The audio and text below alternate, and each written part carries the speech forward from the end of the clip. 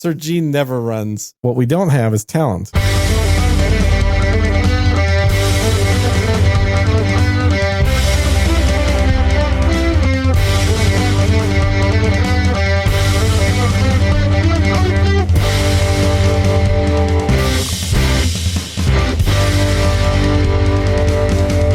Hello and welcome to episode number 33 of Unrelenting for July 1st, 2022. I am Darren O'Neill. He is Sergey Nevtuliev of the Moscow Nevtulievs. And you say you have topics for today.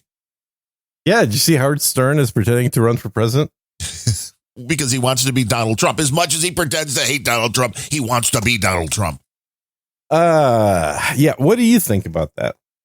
I don't think he's serious, although a lot of people didn't think Trump was serious at first. They thought it was just a PR stunt because of the TV show he was doing at the time. The Apprentice was still going on, I believe. And nobody's going to vote for Stern.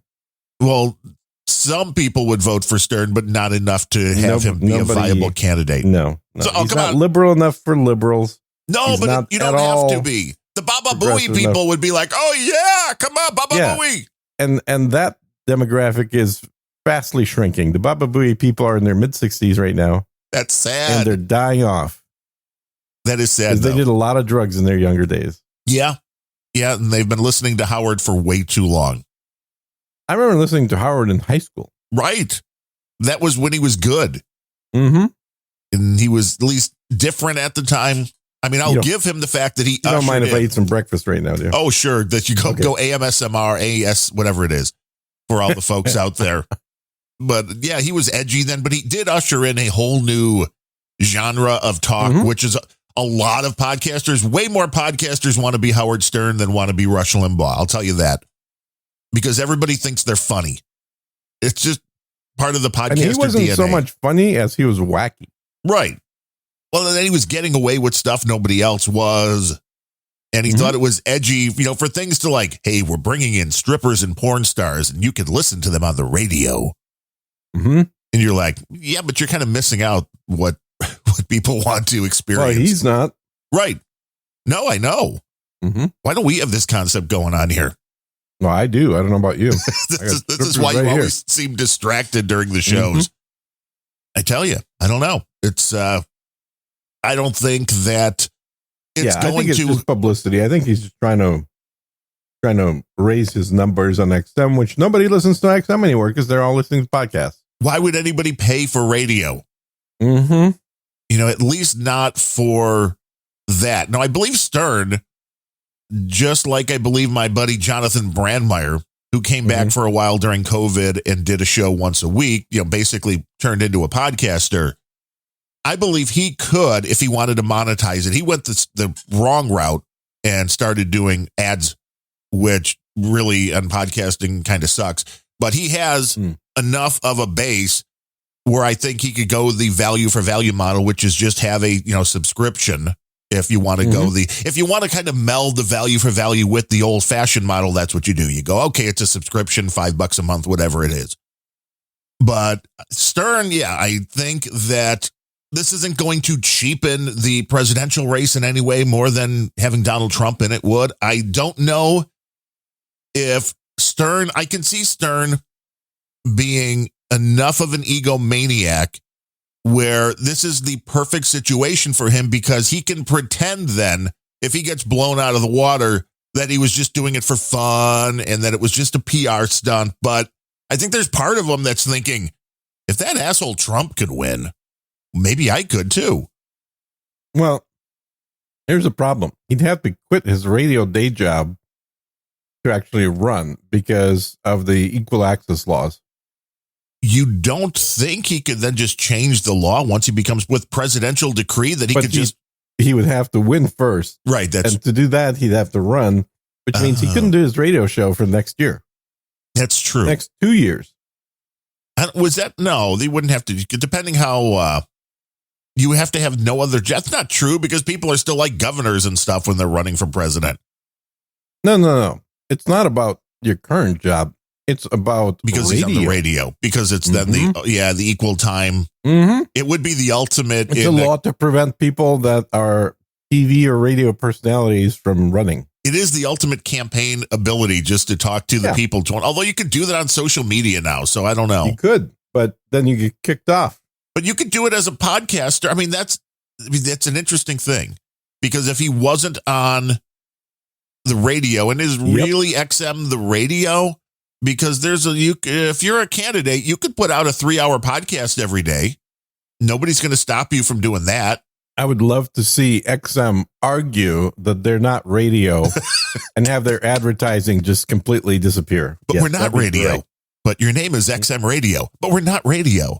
Mm-hmm. We're something totally different. But it's a delivery method, which is the intriguing part, because you don't need a radio to get the Howard Stern program. Yeah, you could certainly just stream it live for sure. Yeah, you can get it on your phone. You can get it on your tablet. You can get it on your desktop. Although I think you need the XM subscription. Boomer. I still use a desktop. Doesn't everybody have a desktop computer? You're talking about radio and desktop in the same breath. Boomer. Isn't that how everybody listens to radio? Is you get your big PC, you tune that into whatever you tune it into. You get a big antenna on the house. And then you pull in the signals from Kiev, and you lay back on your chaise lounge. Yes, right. Listen to your PC radio. Now you finally figured it out. Mm-hmm. I think it works. Well, clearly that's Stern's demographics, though. Yeah, I would say that it's an interesting diversion, and I think it is nothing more than a publicity stunt. But in Howard's heart, in his mind, he may think he's got a chance. He may think he's got a shot, because the amount of dwarf tossing and blackface that he's done. Yeah, but that was at a different time. Are you kidding? I mean, Donald Trump throws ketchup allegedly at a wall and people go ape shit. Howard Stern throws dwarves. No, that's fine, because he's liberal. So it's fine now. You can do anything you want if your policies. He'd get Me Too'd and canceled so quickly. Yeah. But he thinks he's smarter than Donald Trump. So that's probably making him seethe that guy won. And he's just... I've never met a liberal who doesn't think he's smarter than Donald Trump. Yeah, that's true. But you ask them for answers to the questions, and they're like, I don't know. Well, you look at their tax statements at the end of the year, and you can tell who's the smart one. The guy in charge of all this, the Fed chair, what's his name? I always forget his name. Powell. Weird Al. Yeah, he should be. It should be Weird Al. That would be better. When he was just on some kind of panel here, there was clips that are going around the usual places. When asked about why inflation is running rampant, he blamed people not getting vaccinated. That was his reason. Oh, of course. Because, supply chains, and we really thought that everybody was going to run right out and get the vaccine and then get back to work and everything would be fine. But those bad people didn't do that. So that was the reason for inflation. But I mean, of course, nobody asked him but that COVID stuff was going on under Trump, and inflation didn't start going up until, Joe Biden started a war with the fossil fuel industry. Mm-hmm. Nobody asked that. But exactly. See, it's you bad people who did not get vaccinated. You're the problem. You're why gas is going up. You're why food is going up. I just saw a thing last night that said, looking at the latest stats from the CDC, 40% of the people that were recorded to have been infected with the last variant of COVID we had, which was what, Omicron? Yeah, that is the latest, allegedly. 40% had more than one vaccine shot. I can see that. And they knew once the variant started coming out that what they were calling breakthrough cases, I don't think that was really a good word for it, but it's the same thing we've all understood, I think. Well, maybe not all, but anybody that has looked at how the flu vaccines have worked for the last 20 years. Yeah, they don't work. They have much better seasons than others, because to get a vaccine for any kind of bug like that, you have to guess which variants and whatever that you're getting in the United States. You're looking like it takes months for these things to be produced. Yeah. And sometimes they get it fairly right and the flu cases go down, but a lot of times they're wrong, they're off. And if you're not exactly right, they don't work. So the minute these things go and have any kind of variants and they mutate at all, then the amount of protection you have from getting sick, way down. Yeah. With the original COVID, the one that was getting into people's lungs and basically drowning them and killing them, that seems to be long gone. The variants that are out there now are sticking more in the throat and not causing severe illness, which again, you're back to kind of, you should be dealing with it like the flu. It's called evolution, actually. Right. Because if a virus kills, it has too high a mortality rate, then that virus doesn't get a chance to reproduce. Right. You're like, oh, wait, we're too severe. So the best viruses are like your common cold. It's always going to be around. It's never going to disappear because it hardly affects the people that it utilizes to reproduce itself. Which would make sense. Just some sneezing, a little bit of a sore throat, and you're done. So when you were looking at something, I mean, this is not polio. This is not something that's a fairly stable disease. It's like it's a virus that's mutating so fast. It's impossible to stay ahead of it. And everybody that seems to be getting it now, except for Dr. Fauci, and I kind of feel bad because as much as I think the guy is should be dead, a puppet. Yes, I agree. I don't wish anybody dead. I do. But the interesting thing is he took the magical Pfizer drug. So not only now do we have issues with the mRNA vaccines from Pfizer and Moderna causing issues with massive side effects, but now we have the drug that Pfizer came out with that was supposed to be the game changer, even for people who aren't vaccinated. Well, if you get sick, boom, you take this. What's it, Plaxivit or some kind of name? Or that may be something completely different. But you take the Pfizer COVID drug and you're going to knock it right out and it's going to keep you out of the hospital and everything's going to be fine. Well, it seems that a lot of people taking this Pfizer drug, the symptoms disappear, according to Fauci, after like 3 or 4 days. He was testing negative again, but then bam, it came back and it came back stronger, which is also a very concerning problem where, okay, so the drug not only didn't make you better, it actually increased the symptoms on the boomerang effect. And I mean, I get it for people in their 80s, but I'm happy now when the doctor thought my mom had it, where didn't go for the magic Pfizer drug. And that's what they told me when I said, yeah, got it. I got the positive test anyway. And they're like, well, if it gets any worse, we'll give you a Z-Pack and a steroid. Yeah. Nobody was like, we're going to give you this Pfizer drug, which I'm really happy now. Well, at this point, I think the doctors realize that while we can't sue Pfizer, we can sure as fuck sue the people that prescribe this stuff. Yeah, this is true. So we want to make sure and some doctors actually want to do what's right for their patients. There are some good doctors out there. Okay, you can't go against every doctor in the world. Every single last one. There's not one good doctor.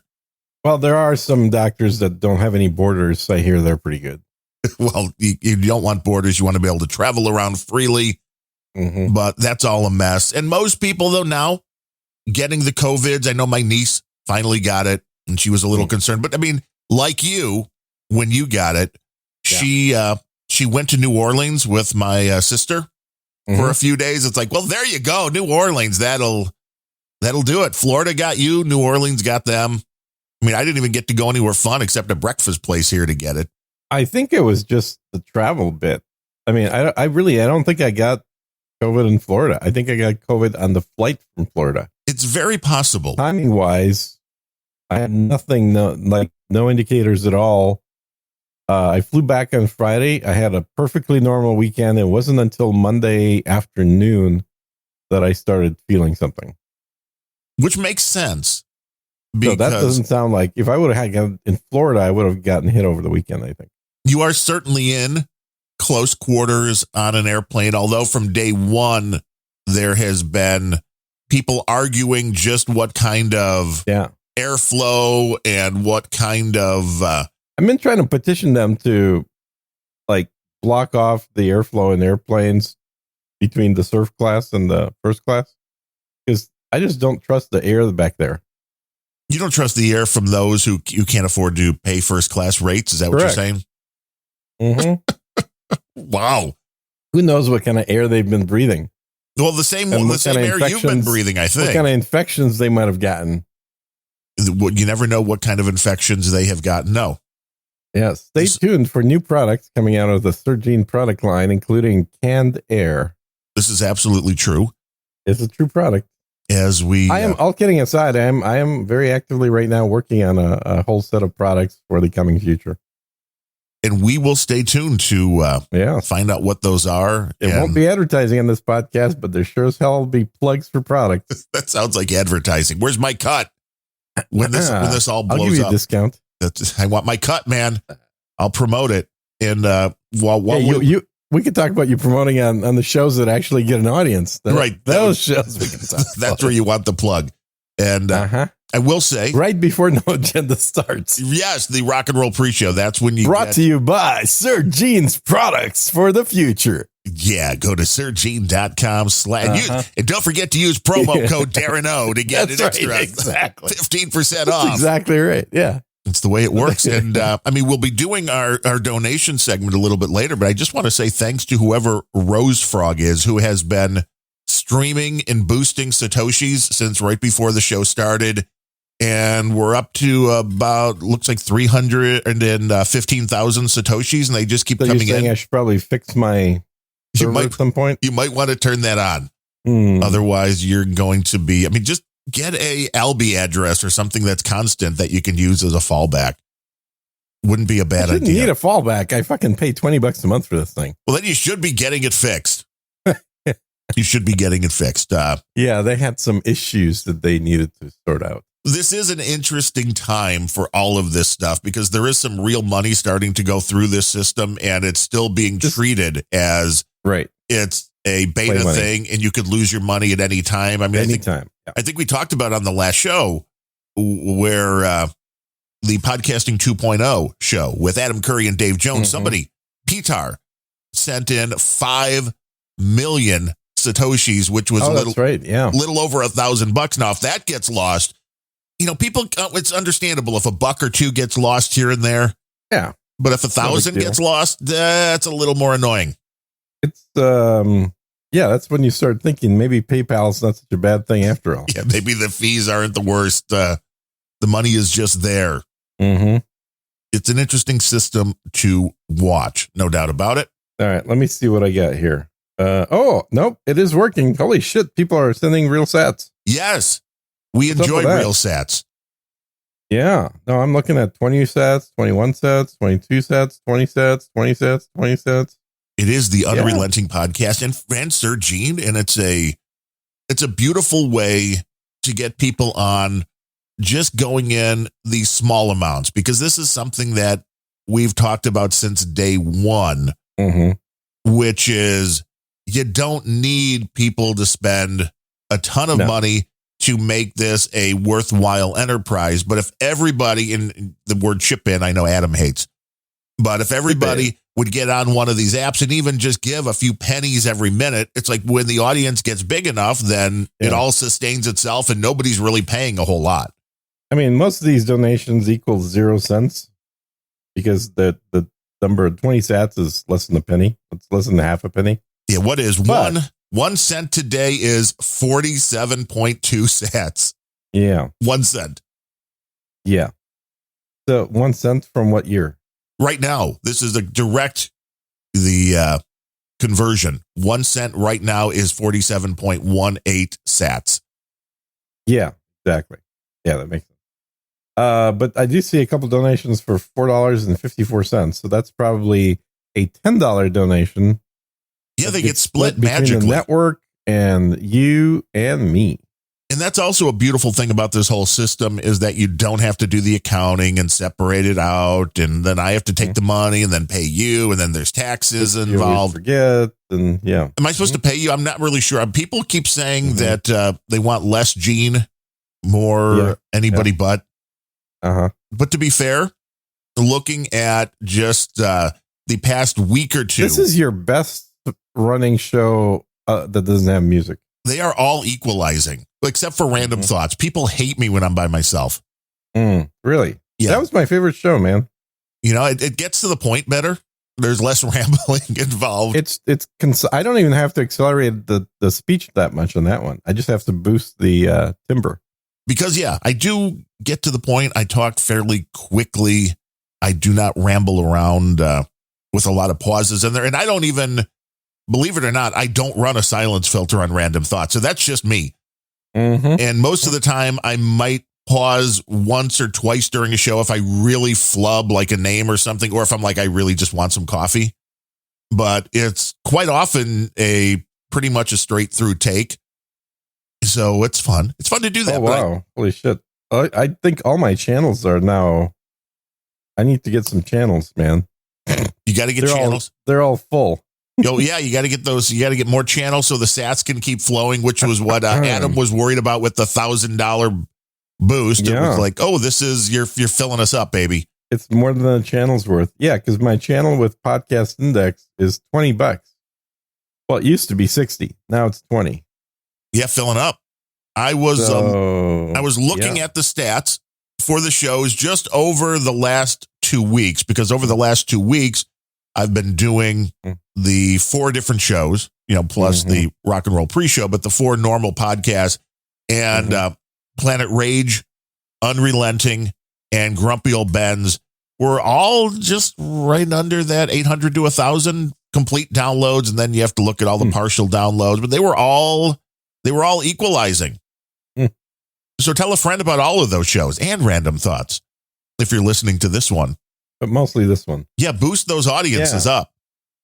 So basically, people just want to hear me. Doesn't really matter who I'm talking to. They just want to hear me talk to somebody, but not just me. So it's not like they just want to hear me, because then they would go to Random Thoughts. But they want to hear me. It's actually, they want to hear your reaction. Could be. Because generally, when you're doing a show with somebody else, you're more of the reacting guy than the main speaking guy. We're always trying to bring the boom. Or something, yeah. So this is a funny thing. So the number of sats that I've got in here has gone way up, but the dollar amount is almost exactly where it was half a year ago. Because everything has crashed. Yeah. So I've gotten enough sats to bring back the value of the account to where it was when I had like a third of the sats. Well, just wait when this goes up to $1 million a Bitcoin. So that's what I'm waiting on. And they're right. We'd all be in good shape if that goes up to $1 million a Bitcoin. Well, I mean, if we can convince Putin to start using Bitcoin, this thing's going to go up. Well, I mean, you're the guy with the connection there, so I know. Make that happen. Yeah. A lot of people don't know you're like second or third in line. If Putin goes, it's Gene and President Gene. Yeah, I'm way beyond second or third. I can tell you that. You're up to like what, 4th, 5th? What happened? Oh, I'm sorry. We probably can't talk about that on this show. I understand. Prank podcast. There was a scam. I thought this was interesting. One of the guys that I follow a little bit on YouTube who runs a record store down in South Carolina or something like that was talking about a scam on Discogs, which is the largest marketplace out there. It's not an eBay in the sense that it's an auction site. It's not an auction site, but this is where a lot of people list vinyl records for sale. It's kind of the vinyl marketplace. And I think it's the largest vinyl marketplace on the internet. And he was like, this album came up that he's been wanting for a long time. And it was like a really good price. So he's like, I go through and I try to pay and it won't let me pay because it was saying it was in Ukraine and that it wouldn't process the payment because of the unrest in Ukraine, blah, blah, blah. So he starts emailing back and forth with the guy. And the guy's like, well, you could just use my PayPal address direct. And before he ended up paying the guy who actually owned the Discogs account emailed him, as like, my account was hacked. There's scams going on. People are using this because they know. So they take these albums that are really expensive. They put them out there for good prices. People then want them. And the payment fails because they put in that they're from Ukraine. Mm-hmm. And then that's how they get them to send the money to a different address. So it's a pretty brilliant. Yeah. It's a great scam, really, when it comes down to it. That is pretty good. Well, I just, I guess I didn't get scammed. I just sold a spaceship yesterday. Oh. So, yeah. There have been no boosts from you, Sir Nubbin. No. People are in the troll room at trollroom.io when we do these shows live. Mm-hmm. And we know Sir Nubbin had been able to boost before, but I don't know, something happened to the app.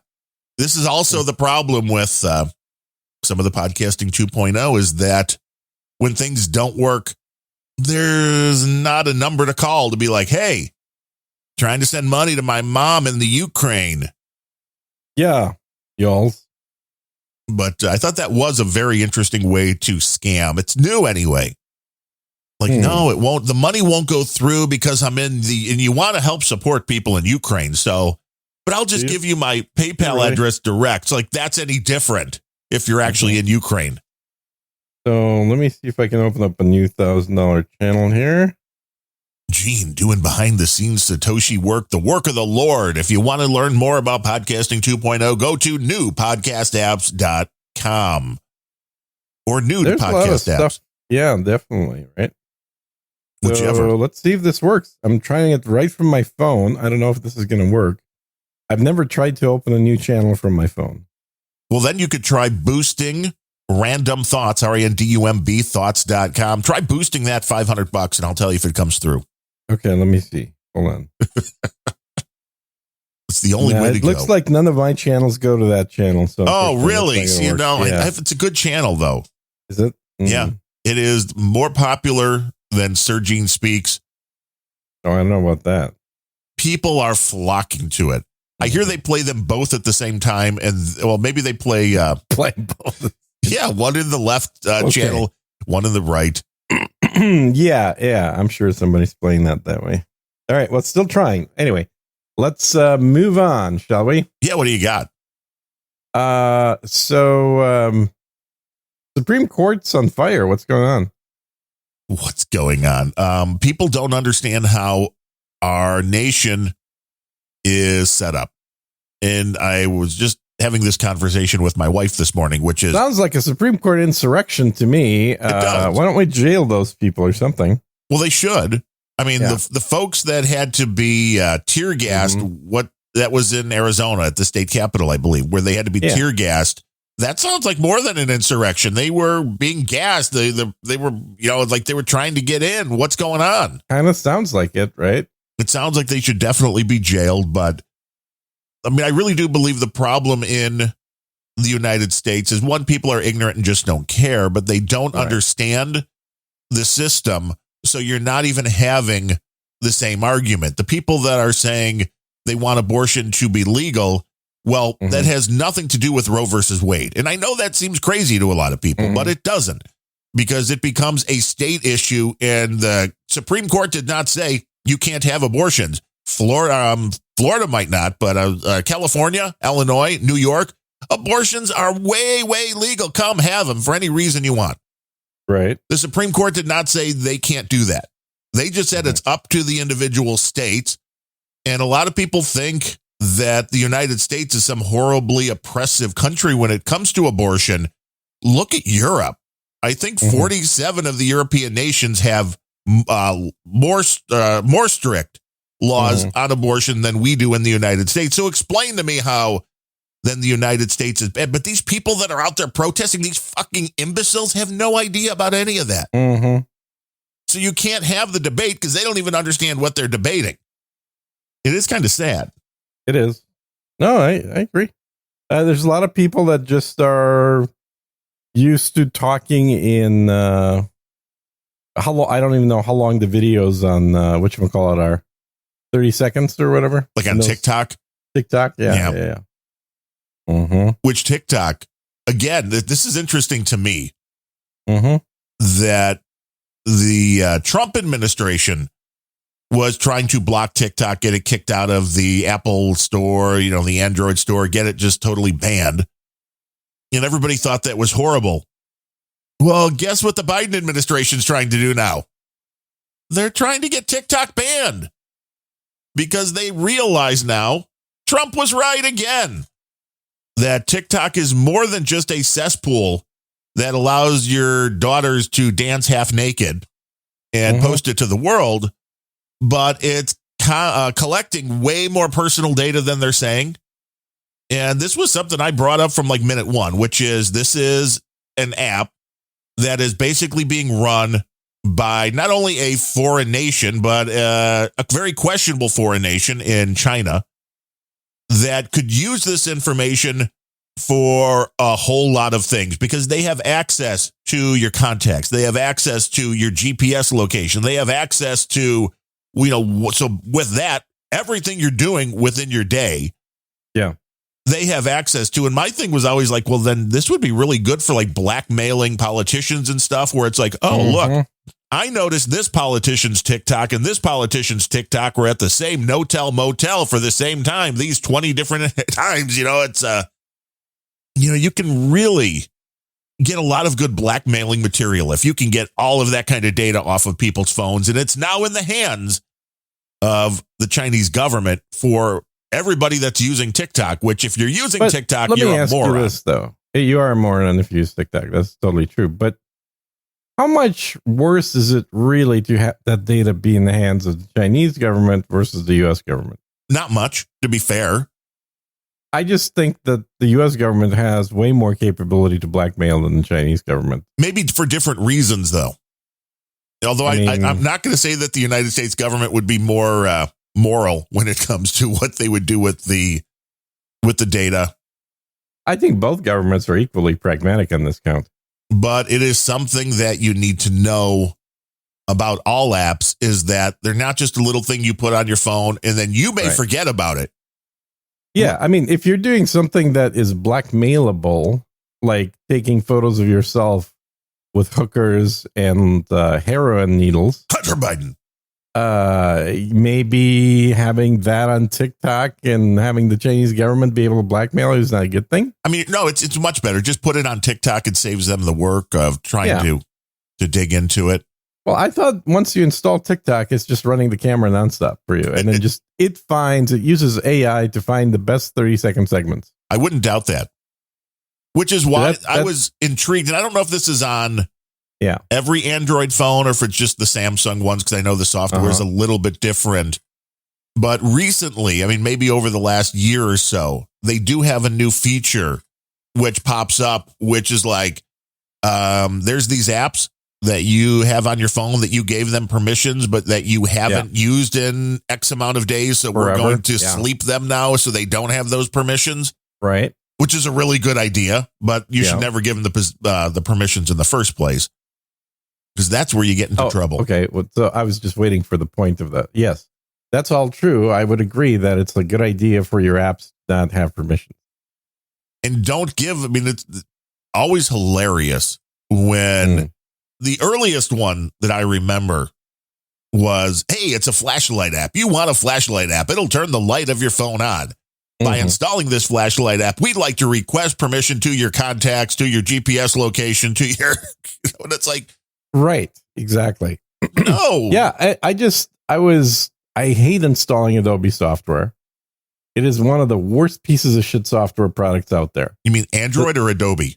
Adobe. Okay. And it is the most Snoopy software in the world. Oh, but Snoopy, I like him and the little bird he's with. But I mean, it does what you need it to do, but the installer is the crappy part. So I thought, okay, well, I'm paying for Adobe, right? Don't get me wrong. I'm still out like hundreds of dollars a year. I just don't use it because I fucking hate it. But I've reinstalling on the new computer, I had to figure out what I want to do for PDFs. So I'm like, well, I could go with a third-party PDF thing, which is what I used to do. I'm like, but what if I just get like PDF Reader? Maybe that'll be better. So I get PDF Reader, which is the crippled version from Adobe, to install it, download it, and it's like, okay, well, go ahead and install it. no options on this installer. It's just you launch it and it's installing. And you see the little progress bar, installing, downloading, and installing Adobe Reader, McAfee virus software protection, some other piece of shit thing. Like 3 fucking products that I didn't ask for get installed along with Adobe. And then Adobe sticks in a... Are you sure you're not doing this with a pirated installer? Because I've never literally had doing anything. it off the Adobe. You just don't notice these things. You're not a tech guy. You look at all these things. Well, this is true. Like that was the ironic part of grumpy old Ben's, is that neither one of you actually were Ben's. So hey, I was a web designer, baby. Yes, exactly. You were a web designer, not a Ben, and he was a software tester, not a Ben. So yeah. Anyway, and I actually wrote software. So my point you also wrote a book, but nobody bought it. So did it really? That's the total bullshit. I bought over 1,000 copies. Well, you are your biggest fan. There's no question about that. Yes, and then I'll have plenty of paper to burn when the end days come and we have to light fires the old-fashioned way. That is true. Yes. No, my point with this is so it installs an extension into your browser, again, from the Adobe installer. And the browser now, because of all the stuff happening, they've got enough security controls in there that the browser say, "Oh, would you like to give this extension permission to read all your websites, to save all your passwords?" It's just like basically, yes, give everything to a fucking Adobe extension on my browser. What the fuck? Adobe is the most malicious piece of software you can install right now that is a legit piece of software. Like, you'd have to go out and track down, some shareware, third-party, virus-written crap to try and beat what Adobe's doing as a legitimate company, allegedly. I think you're getting pirated versions of this. Either that or it's their individual downloads. If the Adobe website has pirated versions on their websites, then that's what I'm getting. Well, see, because I only install through the Creative Cloud app, which is the thing you get when you get the subscription. When you install the Creative Cloud app, you give all rights to your computer to it. It will let you know what rights you have left on your computer. It never installed any antivirus. It never installed anything that I didn't want. But okay, do this right now. Yes. Right-click on your toolbar. Select Task Manager, click on the Processes tab, and tell me how many things have the word Adobe that are running in the background right now. I know there's a couple that run for there. Let's see, processes. Let's see, is there a search here? Just alphabetical, sort them by name. Oh, well, this was a bad idea. Why? I don't know. Something just beeped. That was I didn't hear anything on the stream. Okay, well, that's good. Let's see. Yeah. Under apps, I have Adobe Audition, but that's because that's what's recording the show. Background processes. Let's see. I have nothing with. Oh, wait, here we have Bitdefender. Yeah, that's running, and then we have the Adobe Collaboration. That's between their stuff. Adobe Genuine Software. Adobe IPC Broker, which makes their stuff run together. But I don't see anything that says I've got McAfee or any of that other stuff. I mean, I know when you install Adobe that you're going to get Adobe, just like I don't really understand why in the processes of the background stuff for like Bitdefender, there's like 15 different ones. I've got like 12 different Brave browsers and just you only got one browser open. I mean, it's just the way Windows works. Sounds to me like your system's totally infected because I have one Brave browser open. 5 Google Chromes open, even though I've only got one Chrome window open. I'm not running Chrome. I've got Mo2 Discovery twice for some reason. I don't know. It's I have 2 Mo2 Discoveries as well. I don't know what that's all about. Crappy software running. But if you look at the Adobe stuff, there's absolutely no reason they ought to be running stuff when there's no soft, because when you quit out of Edition, but I am running the exact but when you quit out, the exact same shit will still be running in the background. Yeah, no, they have some background stuff that runs, and you can stop it from running if you want to. I mean, it's mainly the stuff that's looking for their updates and all this other crap. Oh yeah, because it's really important, really super important to update daily for Adobe products. No, I didn't say it was important to update daily, but that's what they're there fuckers. For. They are one of the worst software companies out there. They put intrusive stuff that collects way too much information about you. A huge part of the Adobe product line, or their revenue, is derived from advertising. And they are collecting that shit on you when you have their products installed. Everybody is. Well, don't use the everybody then. Use the ones that don't. Windows is. Microsoft is. No, Windows has all the permissions shit. It asks you when you install it, would you like to do this? And you say no. Well, this is why there are, and I don't know if I've run it on this machine, to be fair. There's there are different programs that kind of go out that let you change all those settings in one place with all of the Windows, which I need to do that too. But everything wants to collect data. Mm-hmm. There's no question about that. But it doesn't install like other company. I've never seen Adobe, not with the Creative Cloud, maybe with an individual PDF or something they're pimping out and doing deals with McAfee antivirus or something. I'm sure that's a deal that they've got with specifically because it's free, right? You don't need to have a paid subscription to use Adobe Reader. Correct. Well, they want you to use Reader. Every other company that has bundled products that it did a deal with will have a little checkbox that'll say, "Oh, would you like to install this too?" Which is usually what I get when I install anything. Installs McAfee without a warning. It just does it. You'll have to provide proof of that. I don't buy that one for a download it right now. Do it live on the podcast. Just download Adobe Reader and go ahead and hit install. Let's see, Adobe Reader. It won't install it because it'll say you already have Adobe products installed. But when you click on it, you'll see that it has McAfee in there.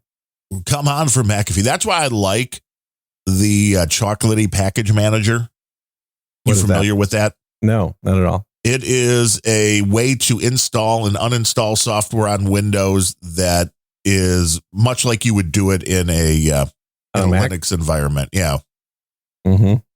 And the chocolatey, it cuts down all of that. So all of these programs. You do bring up a good point, because there is the Windows Store, which I've never used, but theoretically exists. Yes, we know the Windows Store is there theoretically. Right. I mean, I've seen it pop up and ask me stuff. To be fair, I've never used it either, which just shows you how useful the Windows Store is. It's super useful. Let's see if I can get Adobe Reader through the Windows Store. Holy shit, they do have it in here. I wonder if the version you get in the Windows Store doesn't have that intrusive crap in there. Acrobat Reader. Because it's coming, Adobe Acrobat Reader DC. Install. Sure, I'll do it right now. Who cares? It's downloading 376 megs. Now you see, big. When you're generating this is the nefarious part. Because when I clicked on download, what you'll see is a big blue button for download Acrobat Reader on the right side. Look at the left. Optional offers, and you have to click yes, install McAfee, install. So they're doing it before you download it. They're making you choose. Okay. So it's gonna blame me, or you're basically saying it's my fault because I didn't pay attention to download button.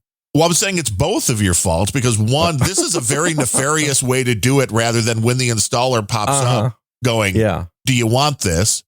This is contrary to standard usability standards. Yes. Well, and it's also because then if somebody else hot links to a download, then it's going to have it in it and you're not going to have any choice. Okay, so it just said installed. It didn't even pop up an installer when I did it from the Microsoft Store. It's like magic. So let's see if I run it. Oh, okay, well, that seems to work.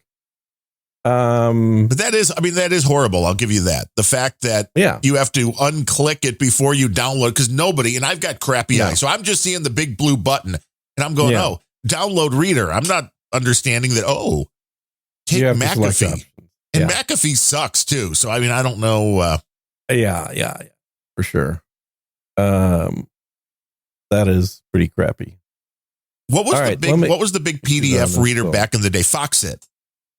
And that thing just turned into a big freaking bloated mess too. It was like at the time, it was like, hey, it's the low, very streamlined PDF reader that just works. And then they turned that into bloated crap, which all software companies seem to want to do to most of their software is turn it into bloated crap. Money. I mean, that's what it comes down to is it's like after the software gets developed, the marketing people are like, hey, we figured out a way to get some extra cash and it costs us nothing. How do we do that? They just sign a deal with these guys and they'll give us some cash. And then we can push their product. I mean, it doesn't even matter what they do. They're just willing to give us money so we can stick in a bit of code. Amducious Boostergrams 1,000 sats with let's start a fund to get Gene and antivirus software. Do you run AV? I don't run antivirus. No. Really? You're running free. You're raw dogging the internet. I am raw dogging the internet. There's a show title if I ever heard one. Yes, because this computer isn't used for anything other than what we're doing on it right now and a couple of video games. Now I don't web surf on here. That's very smart. I have the Macs for that. Is the Mac up and running now? Is that the Mac Mini yet? You got that going? No. What's going on with one that? step at a time, okay? We're on the Motu. That should be enough for you. The Mac Mini that I got over a month ago is still sitting in its box. I need to get it unpacked. I bought a monitor for it. I got a 43-inch monitor for it, but I haven't hooked up the computer yet. Yeah, what I need is anybody make a switch, a KVM, whatever they call them, right? That's KVM. Yeah. There are software KVMs that work quite well that I use that are Mac and PC both at the same time. Yeah, because that's what I would like, is to be able to have my 3 monitors and then choose one system or kind of combine the two, because that would be fun. Yeah, so they will let you just in fact, the way I had it set up is I had the Mac to the right of the PC monitor, so I could literally just drag the mouse from the PC edge of the screen to the Mac edge of the screen. Oh, and it just magically goes. It magically is in the Mac side then at that point. Yeah. So same keyboard, same mouse, doesn't matter which system. Pretty slick. I still have that computer. It's the old Mac Mini. Now I have the new Mac Mini, but I haven't migrated anything yet. Oh, what are you doing with the old Mac Mini? I don't know. It's just sitting here. I'll probably throw it away. No, send it. If you're going to throw it away, send it to me. It'll be a good podcasting box, Mini? Man. Yeah, play with that thing. I could probably do that. I mean, it's got an SSD and it's a nice i7 quad core, I think. Hey, man, if I'll play with Raspberry Pis, I'll find a use for any little box. I mean, that sounded way dirtier. A lot more powerful than I'm sure you will play with any old box. But no, it's a lot more powerful than a Raspberry Pi is. Yeah. Oh, there's no question. Yeah. And I don't think it'd be very good for mining Bitcoin. No. Other than that. Well, I was originally thinking it would be good to get the Mac Mini just for doing the podcasting, because that is one thing in the room that makes noise when you're recording is a desktop Windows, where the Mac Minis are silent, but the software now and the gates and everything, I'm not even sure it's needed. When I did Planet Rage with Larry on Monday, it was like 1,000 degrees, I guess, in California. And I could hear the air conditioning going in the background, even cutting through his gate at times. And he's like, oh, well, I'll turn it off. I'm like, no, I'm going to test out these new isotope filters. And they worked like a charm. Yeah. They do a pretty good job. Well, the headset that I used last time we talked, which obviously the mic is tiny. It's a headset mic. It's not a big old fat mic like the RE320. So there is a difference in sound for sure. But the DSP portion of that thing, it does have that built in to where you can turn on noise reduction, and you can literally hear it working where, you've got some constant monotone drone in the background, and it takes it about maybe 1 or 2 seconds, and then it just fades away. Yes, it's filters. Not there anymore. It's gone. And so it's kind of like the old Bose headsets that I've been wearing on planes for decades, but much better. Well, and I will say, with a little tweaking to the EQ, I thought you sounded great on the recording of the last podcast. I mean, yeah, but not live. No, live was a little off. Yeah. There's no question about it. Comic strip blogger boosts tell Russian citizenship holder to use Microsoft Edge as PDF reader. Edge has even PDF annotations. Okay, no, he is absolutely right. He's absolutely right. That's what I've been doing. Wow. So you and CSB agree on something. This is a kumbaya moment. CSB and I agree on most things. He just happens to be wrong about Ukraine. That's all. But on most other things, I think he's actually right. PDF annotations and drawing even built in. Yes, it does. And he's absolutely right. It works very well. The problem I have is I have to work on fairly complex PDFs quite often, contracts. And so you get into areas where I need to actually not just draw on top of it, but do some editing. And that's where getting like Reader is the bare minimum that'll let me do something like that. If I really wanted to, I'd put in the full, Adobe. The whole suite. What is the non-reader called? It's just Acrobat Pro. I think Pro DC or whatever the hell it is. Yeah, I do that. Which it does some amazing things. I mean, I will install that full suite on the Mac. I will say on the Mac, the Adobe suite is not as intrusive as it is on the PC. On the PC, it is just ridiculously intrusive. Well, I think that the Mac infrastructure is still better for keeping apps apart. Yeah. Yeah, like Apple won't let them do a lot of the shit Windows. Right, well, because there's no registry, which is a big part of the problem where things are being scraped from, if I'm not mistaken. I mean, I'm not a Ben or anything, but I think that's one of the biggest issues with Windows. Well, and you're not a Ben, but I did ask you for some tech support here. That's true. So there you go. You sent me some registry files. To get the that's that's still that makes the Motu. That is the magic part of the Motu. And this goes back to, I understand the pretty box, the Rode Procaster 2 that just came out. And I get that it's a fun little thing to play with. And Adam has his sound dialed in now and sounding really good. It might just be going back to the Electro Voice microphone, but it sounds good. I would tend to agree, since that was the mic that I got him using. Well, he stole yours originally. He did steal mine. He did, yeah. Well, I told him you have to try this, and then he tried it. I'm not giving this back to you. This sounds really good, and I don't want to risk it being a one-off, so I'm just keeping this one. Right, because every mic, it could be one of those things. There's a slight difference that it has. There is, yeah. You got to get a good one, but I don't understand yet why, as the owner of a Motu MK4, which Adam has and I have, and you have a similar one as far as how the software works, why you would choose the Rodecaster box over the Motu. Right. I'm still looking for a reason. No, I think the Motu still does more. Like the stupid thing that I was complaining about at the beginning of the show, the Matrix, which is basically all the inputs and all the outputs, and you get to decide digitally by clicking checkboxes what talks to what. Yes, where everything routes. There's nothing else out there like this. And there's stuff on the Motu that we're still not even using. I've never even turned on a live leveler or anything like that, which I'm running it right now. Yeah. It's amazing stuff. And I love the gear. Well, and the thing that the Motu do is, Adam's saying, well, yes, the new version 2 of the Rode box has dual USBs, and you can have 2 different mix minuses, which is great.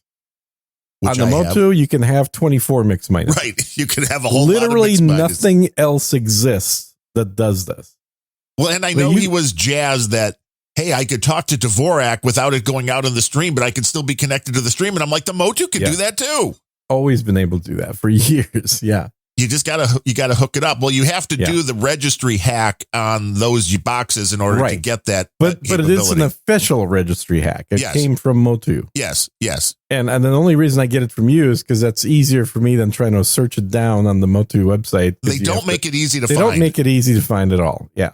And I'm thinking they're just kind of dumb, because podcasters would find that capability to be mind-blowing. Well, it's not just podcasters. It's for live audio. I mean, for podcasters, you're talking about recording the podcast, not listening, but for anybody that does streaming. I mean, look at all these people making millions off YouTube and Twitch and stuff. They need this all the time, because quite often they have multiple guests on at the same time. And so each guest has to have their own mix minus coming in. Otherwise, you're going to hear yourself or at least half the people will hear themselves. Right, bouncing back. So yeah. And so software products like what we were trying for video, StreamYard does this in software themselves. So you can have 10 people on there, and each of the 10 people only hears the other 9. But that's a service, and it's $50 a month. It's not a cheap service. In fact, it's more than Adobe. Yeah, well, it adds up very quickly. Which reminds me, I have to cancel it because I'm still paying for it. Yeah, don't do that. Yeah, I'm going to cancel it. So yeah, I mean, there's ways to do it other than the Motu, but the Motu does all of that in hardware. Yeah, the No Agenda Millennial said he picked up what you've got. That is the Motu AVB Ultra. Yeah, the AVB. Yeah. Mm-hmm. Yep. Yeah, and this is the other crazy thing. They're not available right now. Uh-huh. They stopped manufacturing them, I think 7 months ago or something, because factory in China couldn't do it or some shit. Are they working in conjunction with the Rode people to sell these boxes? I know, right? And my co-host on Sir Gene Speaks, dude named Ben. Yep, he's been trying to buy one, and he says the only availability right now is on eBay for used boxes, and they're selling for higher than new box price. Yeah, nobody wants a used box. Yeah, and exactly right. Except for you, and so they are. He reached out to the company, finally got a hold of somebody there. And the guy said there, I can't promise you anything. All I can tell you is we don't have any shipments going out from here until next year. Wow. Next year still. So that's next year. 6 months plus. So they will not have had any manufactured for a year, basically. The one thing that the Rode has considered a current product line. Well, you're right, because they're still technically making it. They're going to say it's a supply chain chip or something like that, I'm sure. Mm-hmm. But somehow Rode is getting the stuff. But the one thing they do have, and I'd be curious to know from the Podfather, Adam Curry, I know he listens to the show every now and then, how the AFAX addition to that works. Because I have the physical, and you said you have one sitting around. It's dead. The big bottom. The oral exciter, and I love the way that sounds. Now, if that adds that exact same functionality, that is one thing the Motu doesn't have. I've played with the first version of it, and I don't know if they've changed it for the second version. In the first version, it does have those functions, but they're all sort of preset to the light setting. So you don't have the minimal dial-in. Big bottom, minimal, yeah. Oh, we want more big bottom. Well, I guess if you're looking for a big bottom box, that's fine. But they're not as apparent and obvious and as extreme as your configuration, for example. And if you want, why don't you do this right now? Disable the big bottom and the expander and let the people hear what you actually sound like. Well, they've heard with that because for a long time I didn't have this hooked up. But if we can turn this off mid-sentence here, you'll hear there is a little bit of a difference in the audio between that, and the tweaking would also be a little bit different on the EQ if you wanted to. They all work in conjunction. So if you turn off the EQ, this is what you get. Which is now it sounds like I get a lot more quiet. This is the real Darren, you guys, by the way, and I'm running with no processing right now. This is the natural, smooth, soft voice coming out of me. You are lying. You are lying. I tell you. I have no processing. This is straight voice. Gene's got 18 boxes, and they're like Bandrew has all the great gear, running it through a whole box after box to do the massaging to make the audio sound just perfect. I have no room for any boxes here. I think you should have a little extra when the Mac Mini comes in. Then that'll save you some room, and it's mainly for doing the live streams. Yeah. Because again, when you're doing the processing, not all, but a lot of this stuff is built in to things like Adobe Audition. It's even in Audacity, the free one. Yes. A lot of this stuff is built in. And it makes everything sound. So there's no reason why your podcast has to sound like crap. If you can't afford the gear right out of the box to make it sound good live, you do a little bit of process, but don't do a lot of processing, because there's nothing worse than sounding like a cell phone underwater, which is what happens when you start adding any of these filters. That's one thing I've learned through a lot of trial and error is no matter what you're doing, whether it's a noise reduction, whether it's an anti-reverb, you want to do the least amount possible. You don't even want to take away all of what you're trying to get out most of the time, because it'll usually start sounding a little bit artificial, but you just want to lower the bad stuff. That's true. But the best thing for podcasts everybody should do is stereo separate the voices. Yeah, well, that is that. And I hear that's what all the kids like. The Noah Jenna Millennial says, tell Gene I have a Python script that allows me to control the Motu internet interface with a USB mixer. That's nice. Kind of interesting. Which mixer? Yeah, which mixer? So you can basically make it into a physical. So this is the perfect thing then. You make it into the physical. You have the faders if you want that. Yeah. Because I don't mind the faders on the iPad, because then, I like the touch surface. But I do have a physical mixer that I happen to not use. Yeah, I do too. I've got a nice Allen and Heath that's USB mixer. The Podfather Gear mixer, whatever that is. That's what the answer was? Yes. So it must be the one that Adam has on his page for Podfather Gear, whichever the mixer is.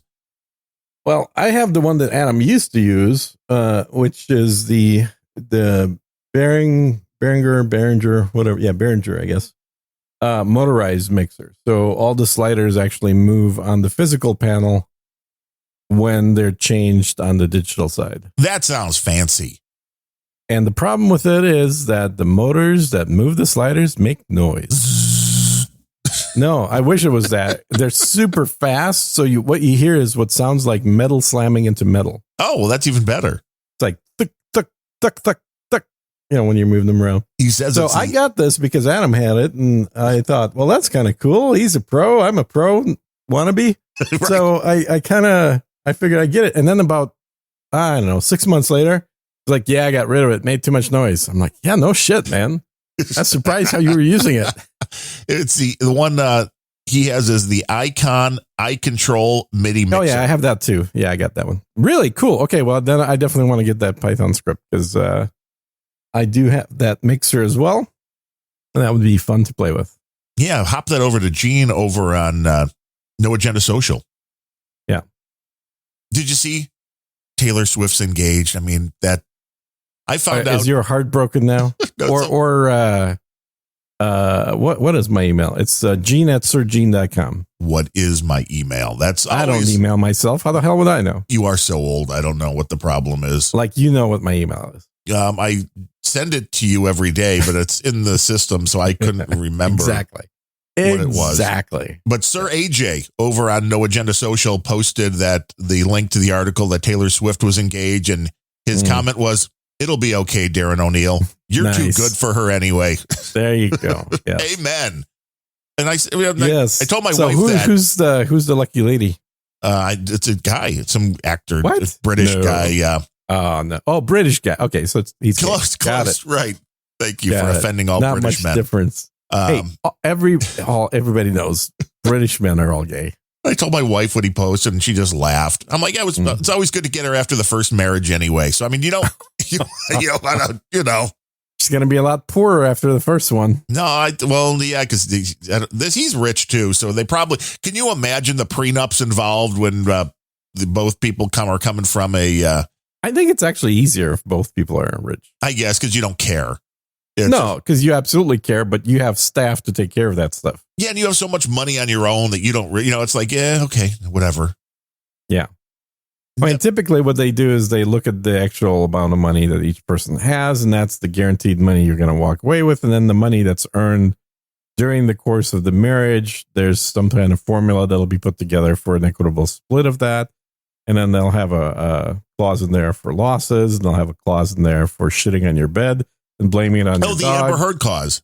Oh, is that? Yes, I guess that would be the name. I forgot about that. You're a lawyer.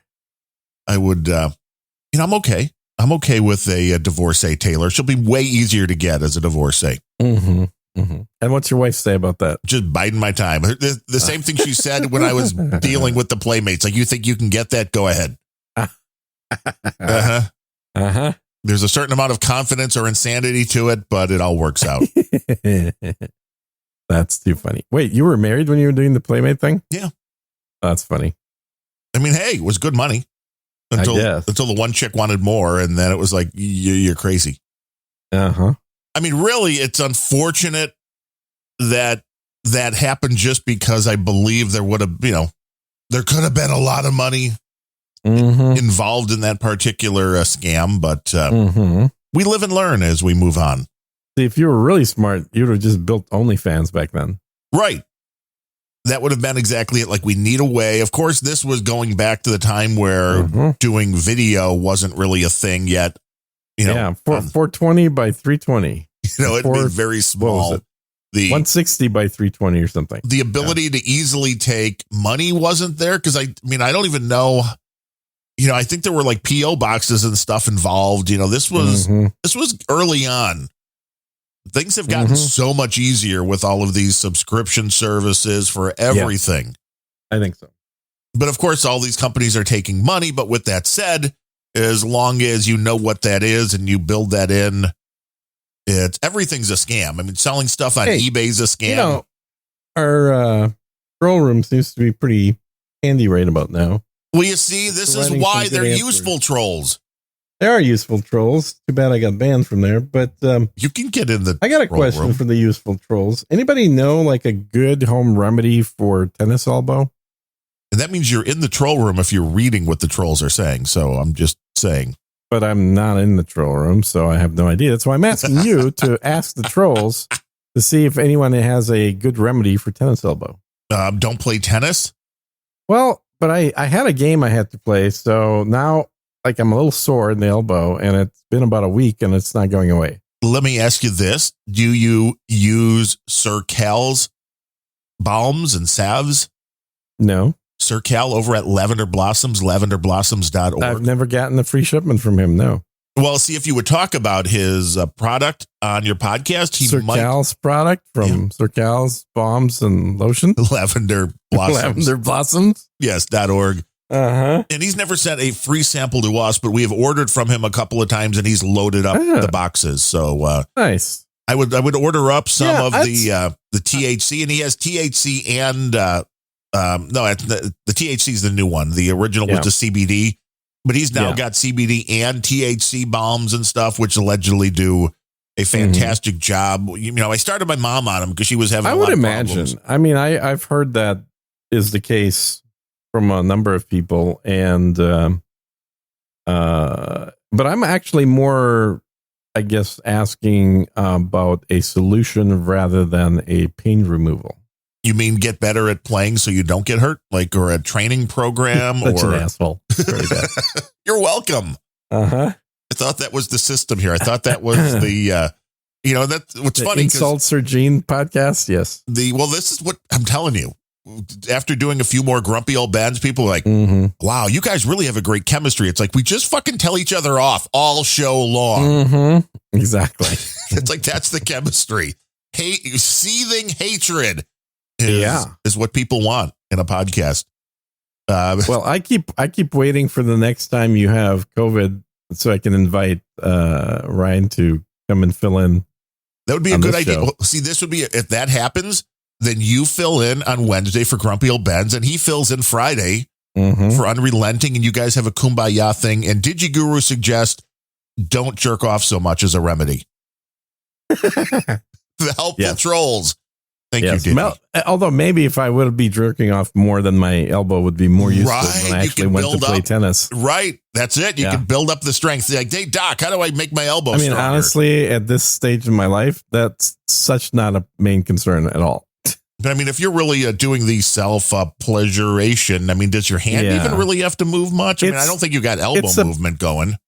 Right, exactly. It's there comes a point in a man's life where it's just easier to play video games. Well, to play video games and have a 22-year-old under the desk than it is to do anything with your own hands. I mean, honestly, play video games and eat pizza. And when that's easier because you just don't care anymore. It's when you've given up, when you start wearing Adidas tracksuits. That was about 60 years ago. Yeah, well, I could see that. Mm-hmm. I mean, I wear t-shirts and shorts every day. I could see you sitting there right now in boxers and a wife beater. They are, it's very bright orange shorts and a Michael Scott t-shirt that says, funny how the turntables. Exactly. The other day I was making dinner. My wife's like, are your shorts on inside out? I'm like, yeah, I guess. I don't pay any attention. You're like, hey, you can get an extra couple of days of usage out of them that way. Right. Yeah. No kidding. I mean, I do the laundry, so I'm just trying to make it very, last a little bit longer. Yeah. Yeah. Well, I guess when Taylor realizes she needs a wife rather than a husband, she can call you up. Hey, I can cook. I can clean. I'm a sex machine. What more do you need? Mm-hmm.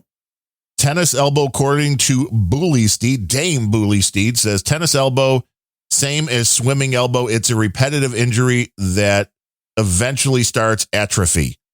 So how do you fix it? Yeah, how do you fix it? Dame Bully Steed. Gene needs fixing. I mean, I don't mind the little bit of pain that comes with it. It's more the idea of I want my elbow back. Yeah, well, that would be that. So it's like long COVID. You've got like long tennis elbow. Long tennis elbow. Like it kind of hurt for a day. Yeah, I'm probably just haven't stretched it for 2 years, and now I think it's tendons is what it is, if I remember right. So it's not muscles, it's tendon thing. And were you going all out too? Was there a reason why you were like really trying to win or something, or what was? Well, yeah, I was playing somebody that was younger than me, so of course I was trying to win. Oh, you were trying to keep up. I get it. You didn't want to be like, oh, sorry, Gene. Oh, I used to play tennis back in the day. You used to do a lot of things back in the day. I did. I remember. I played tennis back when McEnroe played tennis. Oh, in fact, which one was angrier, you or McEnroe? I think back then probably McEnroe. Okay, today you, no doubt about it. Yeah, today probably me. I don't think McEnroe's very angry anymore. He's calmed down. Well, once you make him enough millions, you can be calmer. Yeah, but that was back in the day with like Bjorn Borg and Martina Navratilova was playing back then. Yeah, tennis was big back then. Yeah, and I had like 4 or 5 different all white shorts and shirts outfits. Got my Adidas, my white socks. But did you have the long beard then? Everything's purely white. Of course I had the long beard. I've always had the long beard. Because I don't think I've ever seen. But the difference is I also had a lot of hair on my head. Well, then and I had a sweatband on my head. But I've never seen a professional tennis player with a beard down like halfway down his chest. Well, it wasn't halfway down my chest back then. It was about 1.5 inches long. Oh, well, see, that's normal then. Mm-hmm. No, it would be harder to play tennis professionally with the ZZ Top beard, I think. Yeah, probably. And the glasses. Yeah, but that would be a cool look if you could pull it off. You would definitely get media attention. The unnamed bad Russian. Boy of tennis. Yes, yeah. The unnamed Russian. There you go. Right. Ivan, the tennis player. I mean, hear how he overthrew governments down in Costa Rica. Yes, that's right. Oh, well, wait, we're not supposed to talk about that yet. It hasn't been 30 years yet. Venezuela? Was it somewhere, maybe? Crank Podcast. Nobody say nothing. Exactly. This will all be edited out of the final version. You will hear nothing. Good. Well, I just want to make sure that we're not going to have this version uploaded anywhere. That's all. Nobody listens anyway. No, that's true. It's a... Hey, so I started putting ads into Sergine Speaks. And Bully Steed says yoga before you tell me about that. And so stretching. Okay. Dr. Dame. Or does he mean like watching yoga? Because I did plenty of that. Do not misgender. It is she. Dame. Okay. Dr. Dame Bully Steed says, stop doing the repetitive motion. For me, I had to change my swimming stroke. Interesting. Higher bar for long distance open water swimming. So you have to adjust the movement then. And how long did it take to not feel like every time you like your elbow was going to fall off every time? No, it doesn't feel that bad. What it feels like is just kind of more of a loss of strength kind of thing. It's a tendon issue. So it needs a little rest and then a little bit of... yeah. I used to have a Achilles issue. Those can be painful. Years ago. And I fixed it by buying the best shoes on earth. Asics? Crocs. Nice. Yeah. The open toe. Now I have like 15 different pairs of Crocs in a variety of colors. I've never tried those because I tried a bunch of different comfy shoes and only the Reebok ever fits right. Yeah. Well, the Crocs, I guarantee you, are going to fit right. Dane Goolsteed says it is a tendon issue and it takes longer to heal. So, I mean, it may take a little while. Yeah. All right. So, yeah, I'll probably just have to watch it so I don't do repetitive things like washing dishes. Right. Have somebody else do that. Bring the 22-year-old girl in to do your dishes. I mean, they don't do dishes.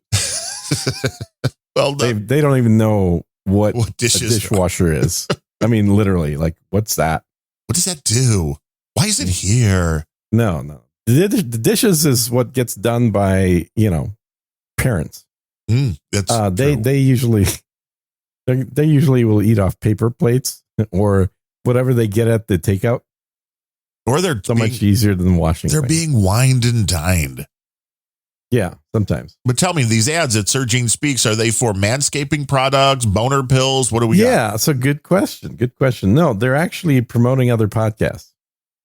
So I'm saying I'm starting to do ads. Technically, there are ads, but they're actually really just cross promotion with other podcasts, which isn't a bad idea. I know that Metis of the Fun Fact Friday show and Metis Pod, there's a lot of people that interact through No Agenda, through the No Agenda Social, who are all podcasters, and I know there's a repository of basically ads that people do for their own shows, but I just don't know how you do. I mean, I get it if you're doing that with like 2 or 3 other shows, but beyond that, how do you do that? Because it's like, well, there's 50 shows. The reason I started doing it is, there's 2 things here. One is the only audience that, let's face it, that we all have is the same people that are in No Agenda Social. So my goal is to expand that audience to people that have never heard of No Agenda. And so the reason I started doing the ads is this is a brand new thing that is on Buzzsprout, which is the hosting company I use. Oh, so they're actually facilitating They're this. the ones that are facilitating the cross promotion of the podcast. Yes. It's a good idea. I mean, they have a lot of customers doing podcasts, right? And how are they doing this? And then how are you guaranteed somebody else is running yours? And how do you know that your show doesn't have 10 million listeners and you're running an ad for somebody that has 3 listeners? Yeah, well, that's because I have 3 and I'm running the ads for people that have 10 million. But I have no idea. It's a brand new thing that just started. So I'm willing and interested to participate and see if anything goes anywhere. If all of a sudden, if I start spiking, that's pretty good indicator that my ads are working. But if I don't, then okay. I guess that was an experiment worth doing. And so there's literally one ad in the middle of the podcast somewhere that is for another podcast. In the middle? Wait, do you put it in yourself or is this? No, they put it in for you. Oh, that sucks. Well, but they don't just stick it in the middle of cutting off somebody speaking. They're putting it into a pause, but it may not be the pause you yourself would choose to put it into. So it's the good thing is it's automated. I don't have to think about it. The bad part is you're absolutely right. Is that if I was doing it, I would probably do it at a segment break where they're just going to look for a long pause. Right. And since I run the algorithm on my podcast before uploading that removes all long pauses and makes every pause half a second. Right. There's very little. It's going to be really hard for them to find a natural break. With that said, you could just put the longest pause of the show like halfway through. On purpose. And try to make it into an ad break. Although, I wonder if that works. I'm going to test it. So on the next episode, I think probably an hour in, we'll just maybe we'll even talk about, let's see if this works, and then not talk for 15 seconds. That may be too long. Let's say 5 seconds. That would still be longer than anything else. And then see if that's where they stick it. My guess is yes. The idea of mid-roll ads. Did you run this by Adam? Because he would tell you you're an idiot for doing it. Don't need to run it by Adam. It's my fucking show. No, I know, but I'm just saying, I'm guessing he would hate the concept. well, this is a good way to test whether he still listens or not. So he'll be like, Gene, what are you doing? Because if he is listening and he'd bitch about it, and I've done it for 2 episodes and I haven't heard a peep, so he's probably not listening to the podcast anymore. So this is the test. You're like, you didn't mention. Have you noticed something? Mm-hmm. You're like the wife that's like, did you notice anything different after she comes home and had her hair completely different? Like, you notice anything different, Gene? I don't understand that because I've always noticed. I notice any change and deviations from the norm on anyone's appearance. It seems like, why wouldn't you notice? It's pretty obvious. Because people aren't paying attention. I don't understand. Which I would guess. People, but how do you not notice change? The most obvious thing to notice. You mean it's like harder to notice a lack of change? Like you've gone from jet black hair to bleach blonde? Like nobody's like, no, you look a little different. I can't quite put my finger on If you've got different nail polish on, I'll fucking notice that. I mean, if I have nail polish on, you would notice that, I'm sure. Yeah. Well, if you put different ones on next time, yeah. And if we have a camera running. Right, that helps. Yeah. Because I just don't think that pale moonlight really worked well for your skin type. Probably not. It's not really a great browser anymore either, Pale Moon. Mm-hmm. Still out there, but I'm sure it is. You know, it's the beauty of the internet. And do we have any people you need to thank for anything? Yes, and Dame Bullysteed also said her husband says dishes are a waste of the 20-year-old. So see, he agrees with you. Absolutely agrees. Yeah, exactly. It's not what the 20-year-old's for. But we are a value for value podcast, which means we put these shows out there. This is our 33rd show, and you get to decide if you're getting any value out of it whatsoever. And if so, you 33rd show, that's worth at least $300. You would think so, but no. But you put a value on it. You come over to unrelenting.show/donate. And all the information is there. But our number one donor today, thanks to the magic of Satoshis, is the nom de plume of Rose Frog. Never heard Rose Frog before, but they have, as I mentioned, sent in 315,000 Satoshis during the show today, which is like $66.76. Yeah, that's a hell of an amount. So it's like $33 for each of us, which is absolutely a beautiful thing on show 33. Definitely very cool. Appreciated. And I like that it's the number one is coming in through the new technology. I mean, so it is a proof of concept. Newpodcastapps.com. It almost feels like people are getting rid of their sats because they know they're going to be worth less next week. They're watching you're watching the Bitcoin arc go down. Down. I better get rid of these before they're worthless completely. And there's something to be said. So, I mean, just send all your Bitcoin to us. Send all your sats to us. Excess, unnecessary Bitcoin. Feel free to use our address. We will store it for you until it goes back up. But Bitcoin today, 19,364. So still hovering underneath the $20,000 mark. And it was a high of 69. Yeah. So 70. It's lost 50,000. Yeah, it sure has. Per coin. Yes. Well, like I said, I've got, it's like literally the same value sitting in my Satoshi thing here that I've had forever, and I keep getting more in there, but it keeps going down. So, and you keep getting them, and you just keep letting them go up and up. I've never taken anything out of there. Yeah, and I don't know where Bitcoin's going. I'm not sure, but it'll be fun to watch. Coming in with a normal PayPal donation, if that is normal. Mm-hmm. Our new buddy, and I know you're getting him on the show at some point, Sir Joshua again. Oh my God, Josh, you need to stop. 2625, Sir Stop Joshua, donating money. The historian, keeper of the historical record, says again, thanks for the great show. He has become a sir recently. I know that. Yeah, Unrelenting is my new drinking buddy, and he did message me the other day that he just listened to Random Thoughts for the first time and is a fan. Nice. So there's a lot of Random Thoughts you can listen to. I mean, there's only 33 episodes of this. Random Thoughts, I think I'm up to like 190 or something like that. I know we're going for the big 200 there, which will be fun. Yeah, I'm trying to remember. What am I on? I think I'm on like 77 or 78. For Sir Gene Speaks, which you can find at going to if you just go to SirGeneSpeaks.com. SirGene.com. Right. But if you just go to SirGene.com, you get nothing. You have to go to podcast. There's no site there. Podcast.SirGene.com. But thank you, Sir Joshua. He's down in your neck of the woods, and we expect to hear him on. We've been talking about doing, well, not with him, but Screw you, Sir Joshua. Screw you, Josh. No, I've been talking about doing a meetup for No Agenda with Ben, dude named Ben, who lives in the same city as Josh. So if that happens, obviously all three of us will be up there.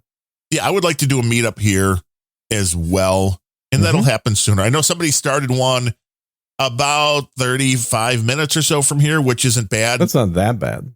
Which I would definitely have gone to. There was one, but there was a scheduling can conflict. You drive or not? The wife would drive. I mean, I can drive. You're not. Are you legally allowed to drive? Is what I'm asking. Yes, because I have not had to do a driver's test since the eye thing. Correct. Yeah. Okay. And I mean, according to the eye doctor, I mean, the vision is still good enough to drive, but with the one eye, it's still not comfortable for me. I mean, I'll drive around town, going 5 minutes one way or the other to go pick up something, not a problem. But I really wouldn't want to drive on an expressway or anything like that. So it's I feel like an old guy, which kind of makes sense. But the wife would drive. But they did the meetup here on a Sunday afternoon, like before No Agenda was going to be over. So it's like, this is harder. You can't go to that. It's harder to do. You're working. Yeah. I got art to make and right before doing the pre-show. So, I mean, I'll eventually put one together out here and do it on a, maybe a Tuesday or something. So it's less along the scheduling lines, but that would be fun. That would be a fun thing to be out there with all the folks out in Austin. People come out and meet Sir Gene. It wouldn't be in Austin. I mean, I've done all the meetups in Austin. No, this is up in it's like halfway between Dallas and Fort Worth. Nice. Yeah. Does Fort Worth ever cross your mind? Great George Strait song. It's a little humid, but it's not too bad. I thought about moving there, but I've kind of settled on moving further south. You mean Mexico? Or are you going back to Costa Rica? Can you go back to Costa Rica? I think so, because most people that I was there hanging out with are in prison right now. But nobody would recognize you. But I'd need probably to check before I would cross that border. Not a bad idea. I mean, look, two of us back in the 80s or 90s wasn't involved in some government operation to take over a small country. Right. Who didn't overthrow a government in the 80s? If you didn't throw that's right. If you didn't overthrow a government in the 80s, you were not living in the 80s. Yeah. I mean, I'm sure they've removed my picture from the Nicaraguan embassy at this point, so that should be fine. But did you have the beard back then, or would you look totally different now? Oh my God, you would not recognize me. I totally look different. No, I had no beard. I had a full set of hair. I was blonde. See, and I was about right. 180 pounds. This would be a totally different guy. You're fine. Exactly. Johnny Hipwell, all the way up from Canada, comes in with $9.99. He says Gretzky donation from Johnny in Canada. I'll take it. The great I'm a hockey guy. I like hockey. Oh, Gretzky was so much fun to watch. The year of the first Desert Storm, went to the All-Star game here in Chicago. And dude, the guy, you could always say with these players, like, well, yeah, they're good, but that's because the other teams are slow. Playing against the best of the best, he was still like far and above. Yeah. In Chicago, I mean, it was fun watching guys like Dennis Savard. And although I haven't watched the current iteration of the Blackhawks much, what I saw of like an early Patrick Kane, the stuff these guys can do moving around the ice, absolutely amazing. It's a much I've always enjoyed hockey. I played as a kid, and then I stopped playing as a kid because people kept tackling you and well, no, because just coming home with injuries kind of made my mom not want to let me keep playing. But see, now you got tennis elbow. Now you're getting injured in a non-contact sport. That'll happen. Kevin Seifert coming in with his $5 a month. That is very much appreciated. And then I'll thank the folks over on Patreon, but that is the Grumpy Old Ben's Patreon, which we're going to have to split back into a Grumpy Old Ben's. And if we need an Unrelenting, maybe we need to do that. But yeah, let's do that. Let's not advertise Patreon at all on here and just take it back for Grumpy Old Ben's. And so this will be the last time we will be thanking Brian Genack, Stephen McConnell, Dennis Woods, and Manny Schewitz, who just came in after we did the surprise Grumpy Old Ben. So I'm guessing he actually came in for Grumpy Old Ben's, but it's all good. Probably. That will now just be the Grumpy Old Ben's Patreon. And if you want to donate to Unrelenting, donate to Unrelenting. It's appreciated. And then, the inevitable hot mess breakup of Grumpy Old Ben's version 2 is probably about 7 months away. So keep that in mind, guys. Well, we want to get to at least episode 200 because that's going to be a big one. And it's like, really, you want to build up, man. You get to those numbers. You look at No Agenda, and I mean, granted, that's a whole different league. I mean, we're like in single. You're literally that divorced couple, which just we're staying together nasty, for the kids, massive things to each other, and talk about how evil the other person is, and how bad that relationship is, and how they're just purely screwing up all their friends' lives around them by not letting them be doing a live show on No Agenda. And then, you get back together, everything's all good. Hey, it's bringing the energy that people want. I don't know. Like I said, everybody's like, love the chemistry. I mean, nobody's like, hey, love the chemistry with you and Gene, or love the chemistry with you and Larry. They're like, we love the show, but it's with Bemrose, the chemistry word pops up more than anywhere else. And it's definitely the chemistry that powers the fireworks that happen when the breakup happens. Right, which I still don't understand.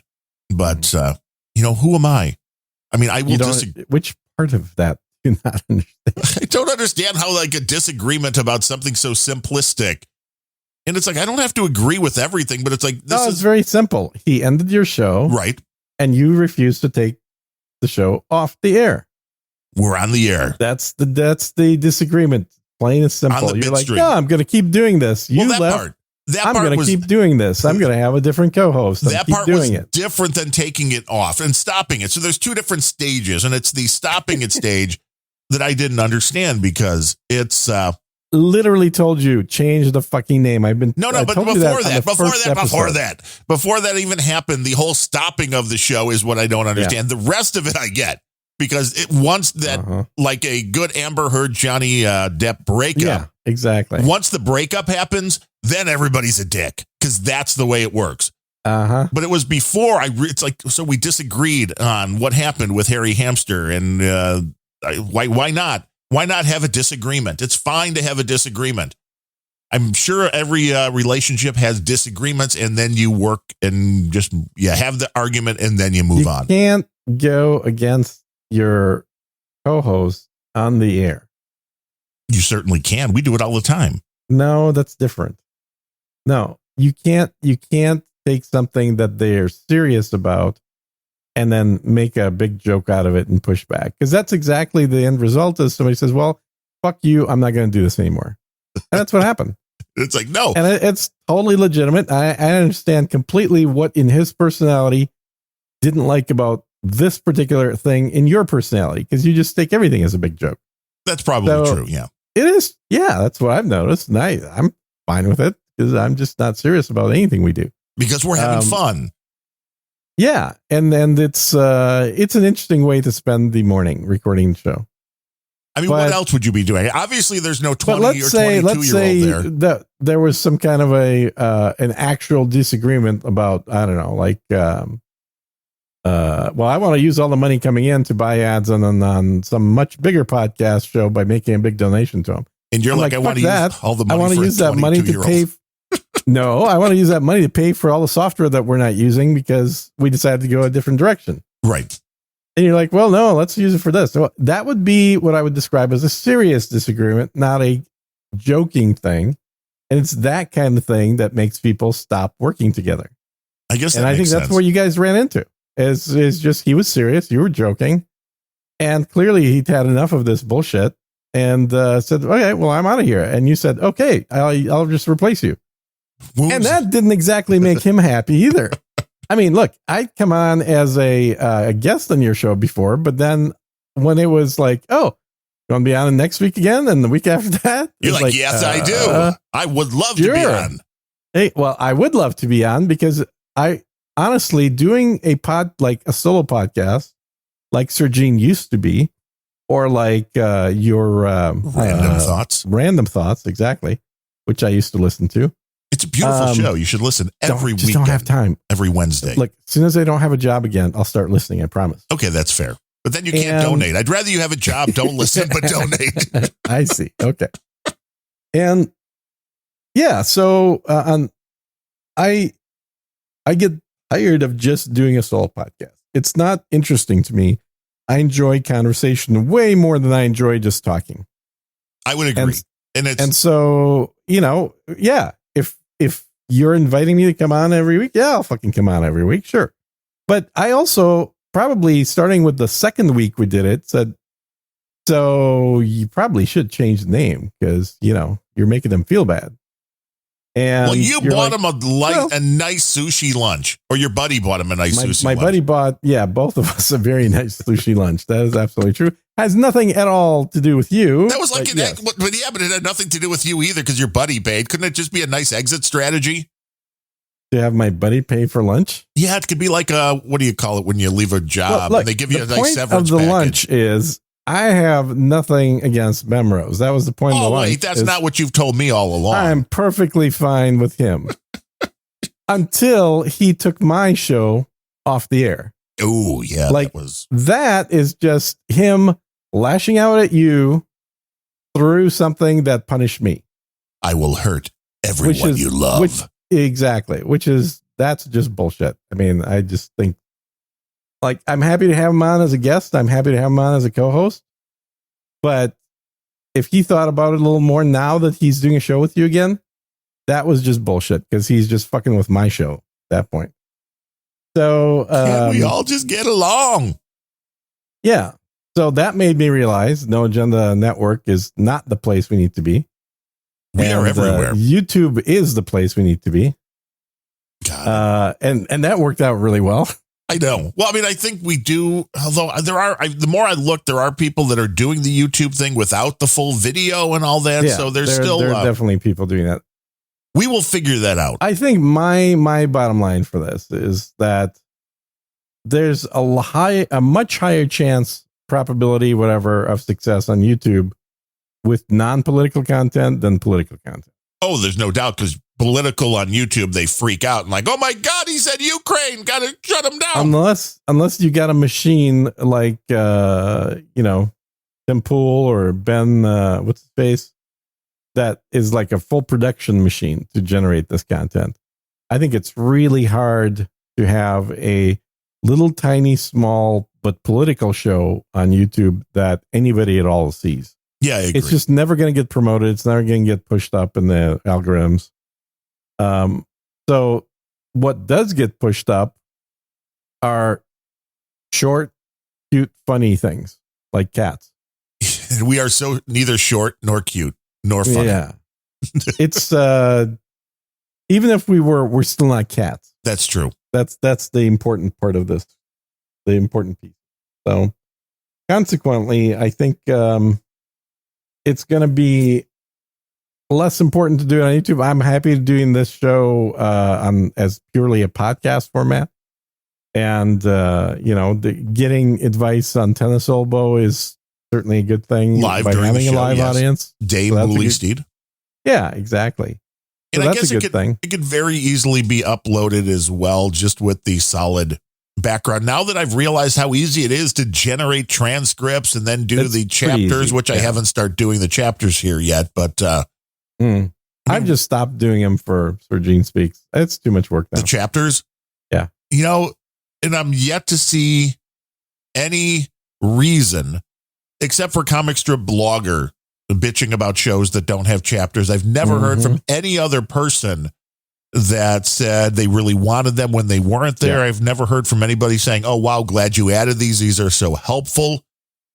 I'm not they are nice to have. I think from a balance between how long it takes to make chat. Because here's what I found for when I was doing them religiously on Sir Gene Speaks, where every topic I covered had its own chapter, its own little picture on there popping up. I would record about an hour 15 for the episodes of just me speaking. And then I would spend at least half an hour getting the chapters set up. because I have to find all the breaks between topics. And then I would have to find pictures that related to that particular item. Well, I would never do pictures. And, well, that's the biggest part of I think the biggest pro of the chapters is that the image on the screen changes as you change topic. But who's watching the screen when listening to a podcast? I think most people are. I don't think anybody is. Mm. People can vote on that one because I'd be curious. There's a lot of this stuff I'm curious as far as how people would use them.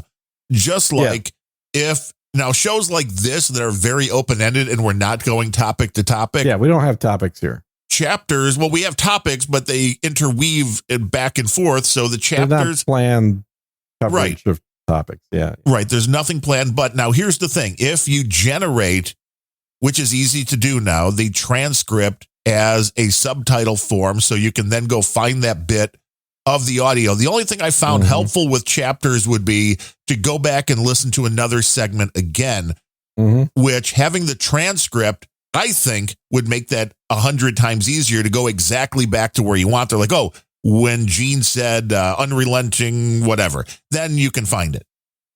And to me, it seems like the transcripts would actually be more helpful than the chapter, than anything else. I think transcripts are helpful, chapters are helpful, images are helpful. All this stuff is good. It's just that it takes time to do. And, you know, obviously big shows like No Agenda that simply have a guy doing this for them. Well, and it's crowdsourced. I think he has a crowdsource helping thing to do that. Yeah, I think it's crowdsourced, but also he's getting a percentage of the stats coming in. So when they got their $1,000 worth of sats, he got like $50 worth of sats. Well, and that's for the different show. That was the 1,000 came in for podcasting 2.0, not for. Oh, well, yeah, No then Agenda. he didn't. Yeah. But if it was for No Agenda, then you would be getting your percentage, and that's fair. Is it though? You know, if you're doing work on the show to get a split to do anything, I think that's fair in order to do that. I think if you have somebody doing work on the show on a show by show basis, it should never be percentage though. You think you should just get a flat fee no matter what? Yeah, I think so. Well, this is where the problem with this is when shows are little and making no money, you want to give somebody a split because it's like, hey, you can have a penny off of my 2 cents. Yeah, and Dreb Scott offered to do stuff for all of my shows, and I'm like, it's probably not going to be worth it to you. And he didn't really seem to care. Yeah. But I'm like, you don't understand. I mean, as far as the streaming Satoshis, never make any money, dude. Right.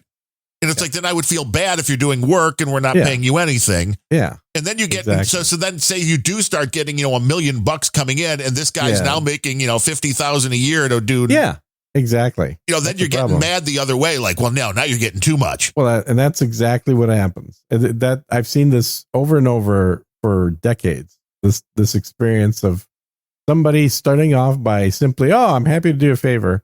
And then you're like, well, I'd love to give I can't really pay you, but I'll give you something, right? Right. Stock in the company. Yeah. Yeah. And then the numbers do go to where now you're like, Jesus, he's doing like 5 hours of work a week and making $50,000 a year. That's not thing. Right. Right. We can hire somebody for cheaper to do this. It's all the trade-off. It is all a trade-off. It's always a trade-off. So I think the way to do it is to just not do it until you can afford to do it. And it's not, now that we have transcripts, the chapters are way easier for me because then I just scan through, you can very easily skip 5 or 10 minutes at a time. What are you using for transcripts? Because I was using Descript until it stopped working, which, by the way, I have not installed or tested Descript yet to see if on your new machine configuration, if that bug still persists or not. It would be interesting to know. I'm using Adobe Audition then to record, but I'm using Adobe Premiere to do the transcripts, which all you do is you drag the WAV file. Yeah. And you can drag multiple WAV files in as well. So you can actually have it very easily.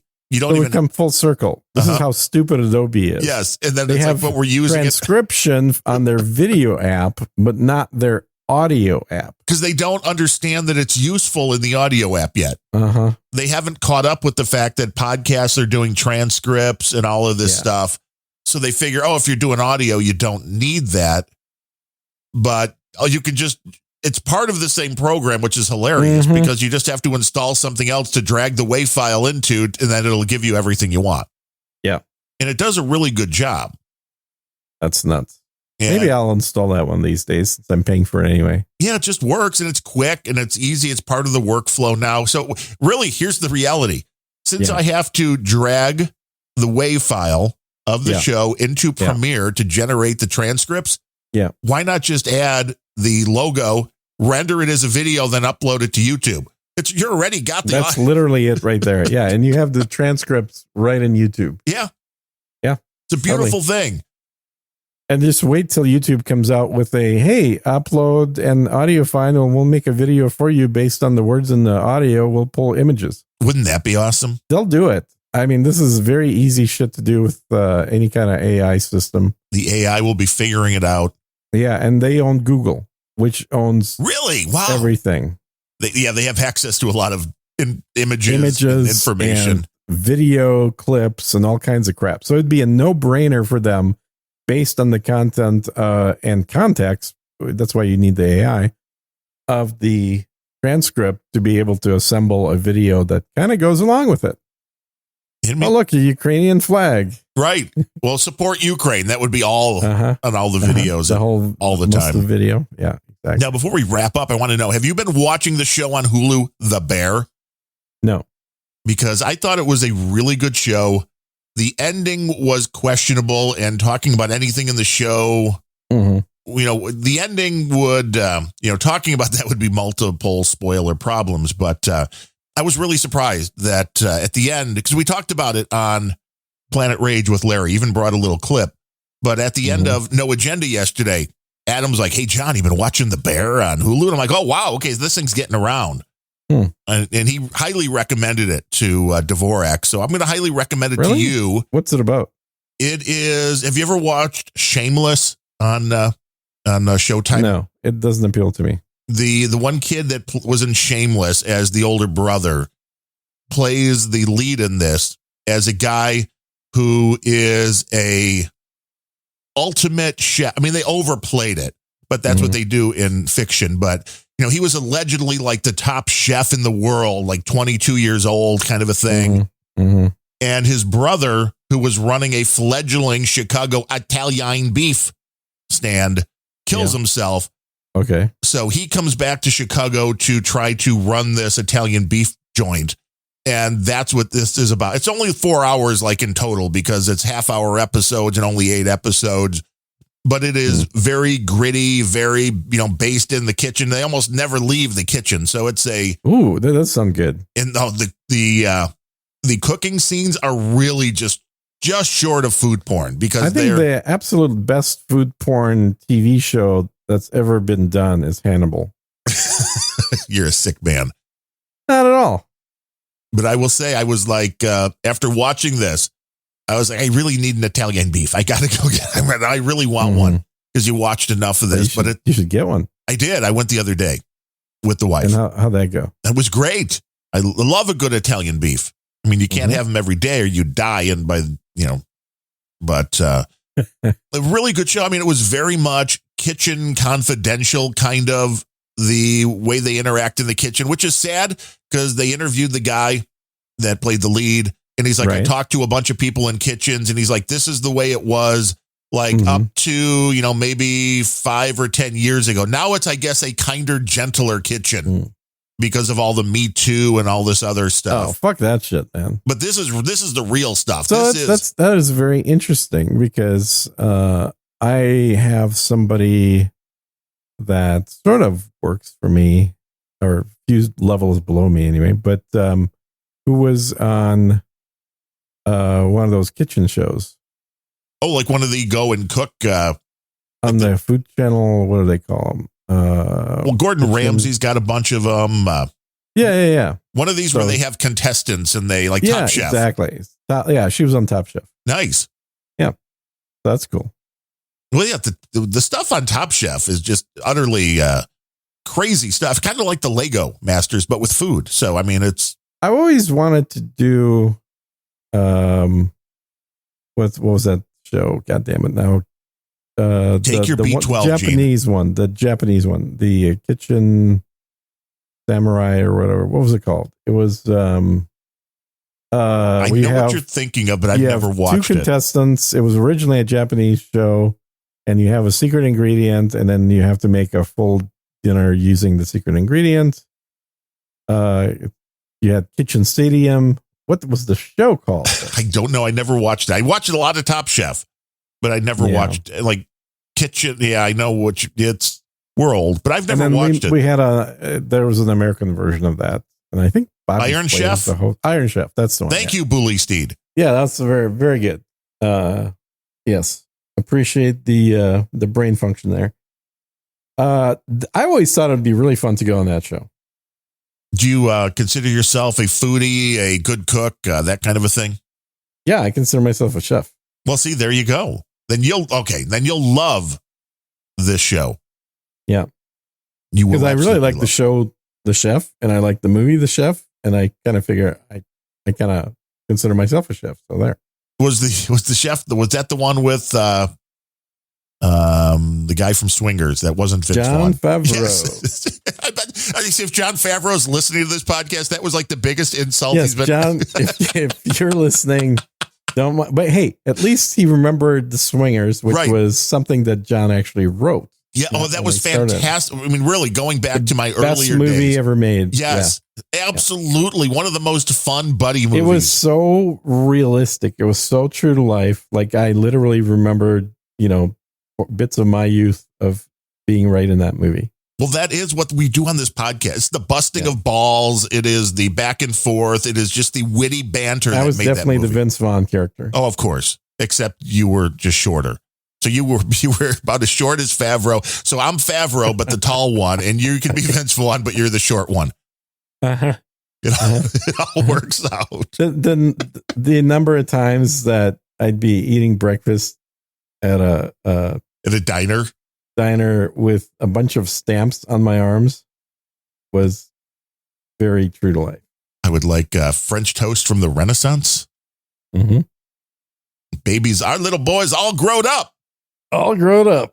Exactly. And their Vegas scene was great too. Like I did that same exact thing with a buddy of mine years and years and years ago, where we wanted to have the old Vegas experience for some reason. Not really sure why we decided that was something we wanted. Because the new Vegas is just too glossy and glitzy and glamorous.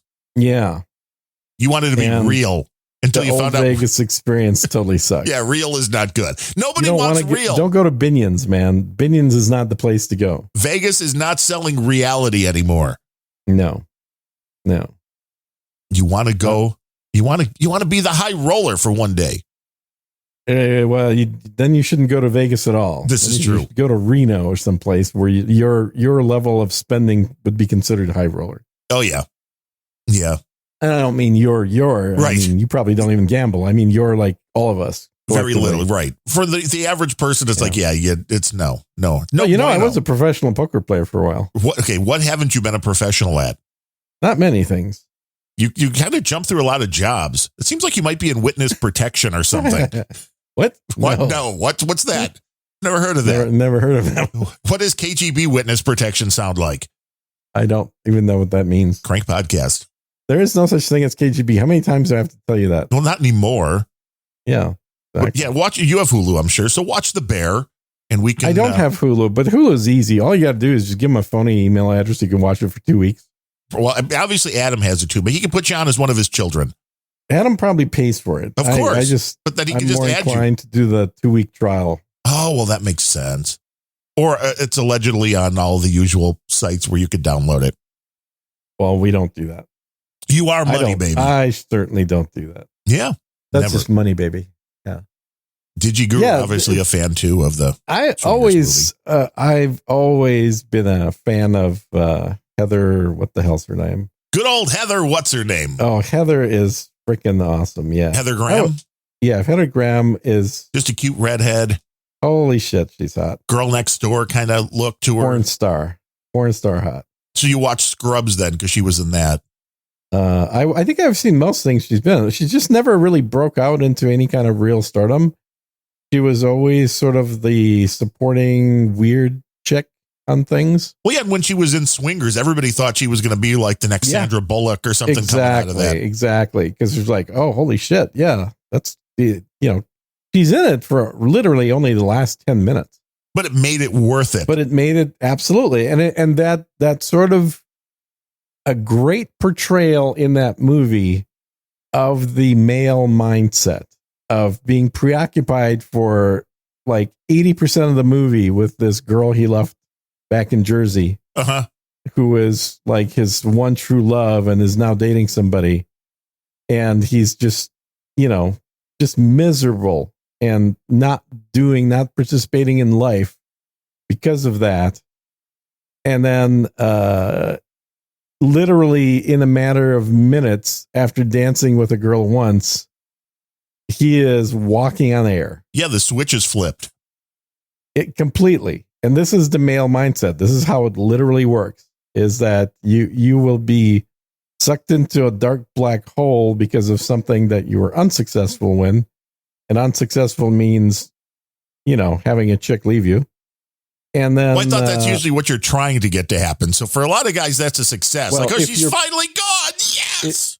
That is absolutely true. And if you're paying him, that's definitely what you're trying to get to. And if you're getting like divorced, that's definitely what you're trying to get to. But, like, I paid for 2 hours. 2 hours is up. Would you please leave now? You don't need to hang out here anymore. Unless you're good at making omelets, please just go. Omelets. Yeah. Really? Is that your after sex food? Omelets? Well, no, but I mean, if it's in the morning after 10 hours, I mean, then you want a little breakfast. You want to stay until the morning? I mean, if you're going for 10 hours, I mean, yeah, then you have some maybe Belgian waffles, little. If you're going for 10 hours, you start early, but you don't want them there in the morning. No, that's okay. So we'll be starting at 6 a.m. Mm-hmm.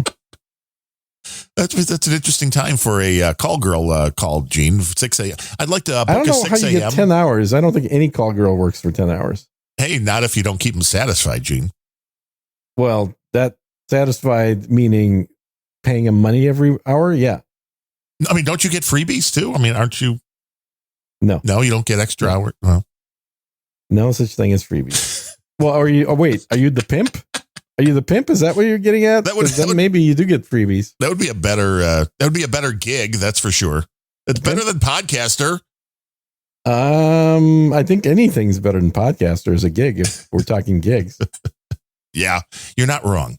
That's like the lowest common denominator form of existence is podcaster. We are here to entertain and enlighten and maybe sometimes educate. And when it comes to Gene, get free medical advice from I'll take it. Yeah. Yeah. Got to get that elbow iced for the next episode. You got to be in shape. I don't need to get it iced. I just need to get it working. Put a little ice on, then put a little heat on, then put a little ice and heat on at the same time and see which one wins. It was one of my favorite, although he's not dead, so he's probably still using the line. One of my favorite Stephen Wright lines was, literally every comedian we talk about dies the week after we talk about him. If Stephen Wright dies this week, I'm going to be so bummed. Uh-huh. The bit of, I bought a humidifier and a dehumidifier. Uh-huh. I put him in a room to let him fight it out. Yep. That's pretty good. Yeah. He used to be funny. I remember him. Well, he was just like Gallagher. Well, they're too much one-trick ponies, I think. Yeah. And the whole delivery is kind of what gets worn. Even if you come up with new material, the delivery kind of gets worn out a little bit. Like, how many watermelons can you hit it with a hammer? A lot, if you have enough sledgehammers. I guess. Have you ever gone to one of the shows? I have not. I did back in Vegas one year. The only thing we caught in Vegas was Penn and Teller, which was a good show. Oh, yeah. Yeah, across the highway. On the Rio? Yeah, the Rio, the hotel, the cheap hotel. Penn brought me up on stage. That was back when I had two good eyes. Oh, nice. Yeah. Why did he do that? It was the bit where Teller gets into the big trash bag type thing. Oh. And you hold the bag as the thing happens. So it was like, okay. Yeah. It was cool. You were a participant. Yeah. Yes. I actually ended up back in the dressing room with Teller. Hey, now. Yeah. Yeah, that's what he said. Penn and I look a lot alike. Yeah, Teller and I look nothing like each other. See, that's a little different. But I mean, I've posted the picture to No Agenda Social, and this was back when Penn and I were both a little heavy. A little heavier, yeah. But really, even the height the same, facial very close with the little goatee. I mean, he may be a long lost relative. I don't know. The long pinky nail with nail polish on it, same exact thing. I get it. Right, I'm going to add that to the bit. I can pretend to be Penn. Yeah, we kind of have a similar voice too, I guess, when it comes down to it. His is a little more Massachusettsy. Yeah. Well, I see. I've never been to Massachusetts. Yours is a little more Chicago-y. Yeah. But otherwise, we could have been separated near birth. I don't know. Yeah, maybe. But yeah, so I was wearing clothes that were identical to the backstage crew at Penn and Teller. Is this how you get backstage at places? And just coincidentally. And then I you weren't working as a waiter? Well, no, I was there for a performance. A friend of mine was going to do a bit with Penn and Teller, and for their show, what's it called? The Fool Us Me or something. Fool Us. Yeah, Brian Brushwood was on that show. Brian Brushwood. Yeah, that's the one. So that was Brian's show, and so I went and asked somebody where the restrooms were, and they told me to go down the hallway and to the left. I went down the hallway, and then as I'm going down the hallway, I'm realizing this is actually the backstage hallway, and it's the crew bathroom.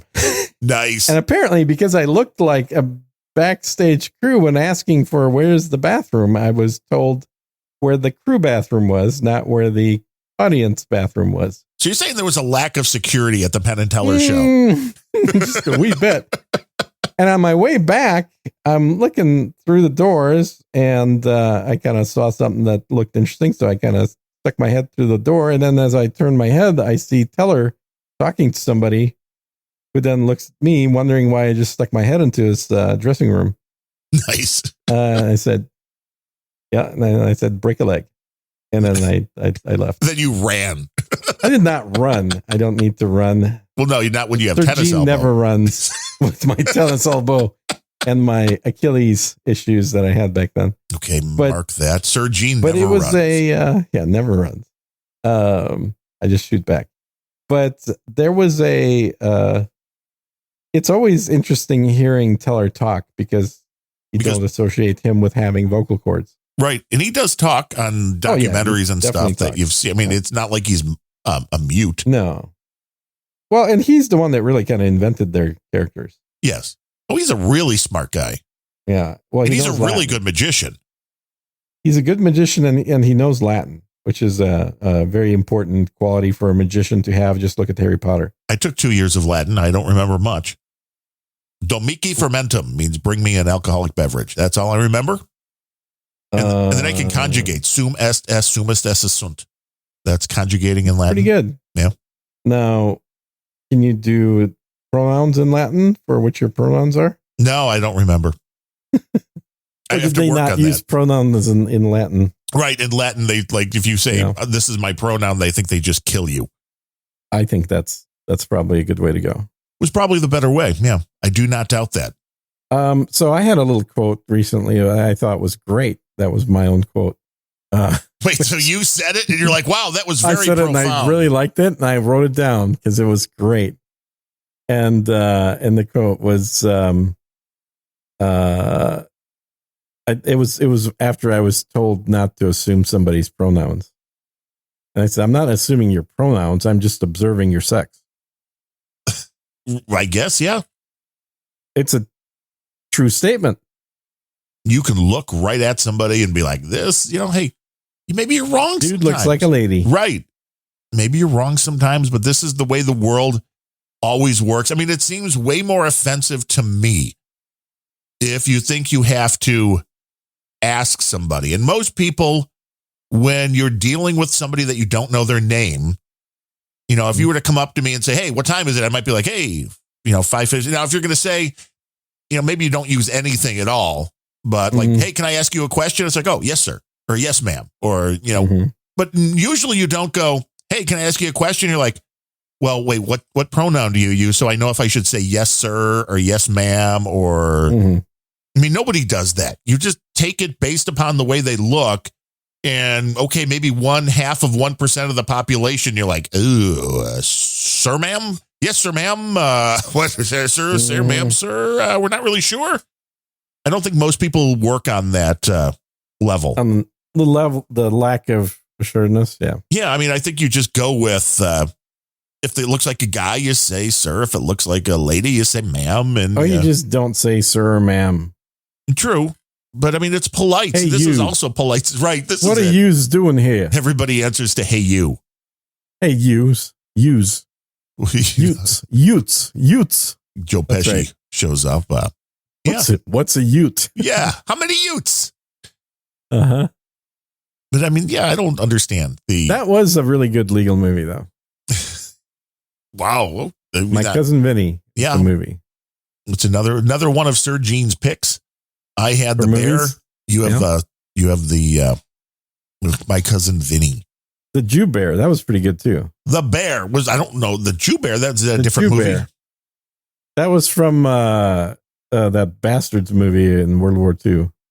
Inglorious Bastards. Oh, right. Yeah, the Jew Bear character. If you want to complain about their pronouns, just let them know. Thems theirs. Thems is good. If you could just not speak clearly at all, nobody will ever accuse you of mispronouncing them. Like, what'd you call me? Yeah. Yeah. What'd you call me? Yeah. We're figuring out problems for the world's issues right here. What do you mean you? Why are you using you and me? What do you mean by you people? Yeah. Never say that. That offends everybody. When you're what like, do you people? Yeah, what do you people are always, what do you mean by you people? Well, you're trying to distinguish it from, you, not people. Right. I'm just trying to say you're just the people portion of the you. You're obviously people. Mm-hmm. Whatever works. Or maybe not so obviously because you have to say it. Maybe. This is a portion of the podcast that nobody understands why the fuck we even bother doing because we're literally like, this is the Seinfeld of podcasts. Well, yeah, but Seinfeld made billions. But the premise is exactly the same. This is a podcast about nothing. Anonymous in the troll room says, anybody else having trouble hearing them? What do you mean hearing us? What do you mean? Have we been off the air this whole time? What do you mean them? I don't know. The little green LED bars are going up and down when we speak. Great. So you forgot to push the record button. Well, wait, shit. We're supposed to record these shows? This is the pre-show. Okay, now we start the show. When do we start the show? Now? Do we start it now? I think we now start it.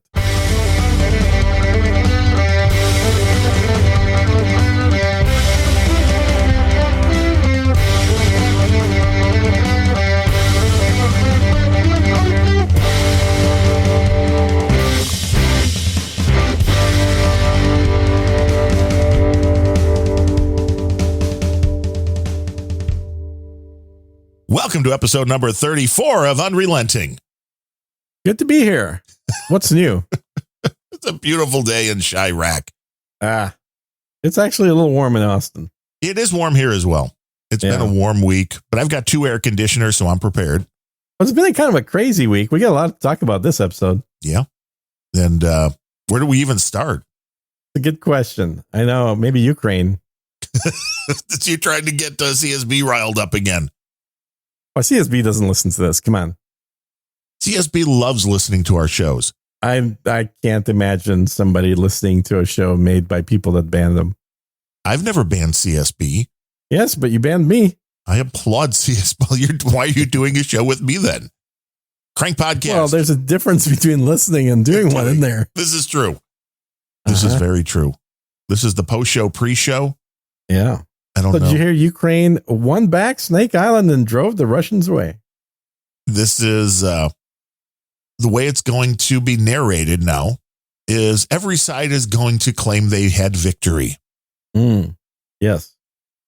Yes. It's a hard fought, 3 months worth of battle for Snake Island, but Ukraine prevailed.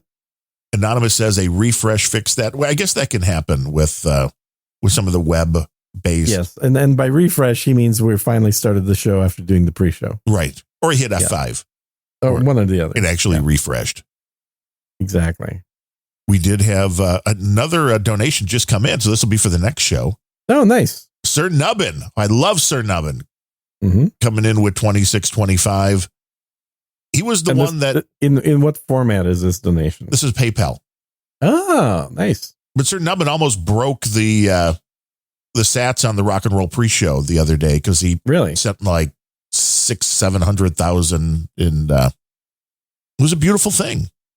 That's a big donation of sats. Sats, well, which are especially a week or two ago. At this point.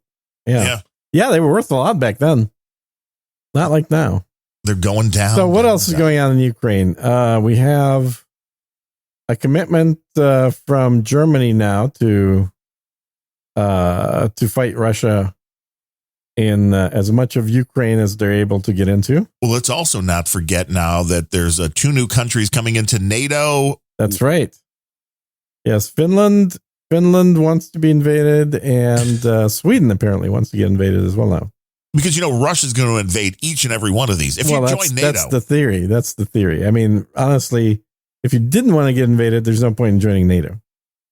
This is true. Yeah. And it was only because Ukraine was applying for NATO membership that Russia invaded. Everybody knows that. It is all a scam. It is all a farce. But the good news is Turkey gets to have all their military toys now. Yeah, but they're changing their name. Aren't they non-Turkey now? They're like Tofurky. They are Tofurky. That is literally their new name now, Tofurky. Which would be fucking hilarious. And they changed it because their name of their country sounded too much like an animal that lives in North America. And I don't understand the problem. So, I mean, whatever their new name is, let's name another animal that. Let's rename. I think Tofurky is literally an animal already. I mean, it's like a fake turkey. Yeah. Well, that's kind of what Turkey is now. What kind of errors is it? Sir Nubbin said he hasn't been able to boost since he sent all those boosts. I mean, that is odd. What do you, because he said he was trying Breeze. Are you out of money, sir? Right. That could be. No, I don't think that's it. Have you crashed the economy of yourself? It could have crashed whatever system of Satoshi's. I guess it all depends what you're using and what their the connections are, because the oddity of Lightning, which takes a little while it took a while for me to grasp, which is they are portions of a Bitcoin, but they're being traded not on the Bitcoin blockchain. Which is how they're much faster than the blockchain. Because if you were to send a donation via blockchain, and you don't have to do a full Bitcoin, you could do a small sliver of a Bitcoin through blockchain, that donation would probably take at least 10 minutes and possibly half an hour. And it would probably cost somewhere between 50 cents and $10 for a $10 donation. Yeah, which is bad for the fees. Bitcoin is not made for small increment. Although these days, maybe it would only be $5. Right. Or $3 because but I remember when I first started sending money via Bitcoin, it was like, holy shit, this is much higher percentage than PayPal. Right. It's definitely like the transaction fees are horrible on Bitcoin, but they don't scale. So if you do a transaction, which is $100,000, then it's cheaper. It's pretty cheap because it's the same $10.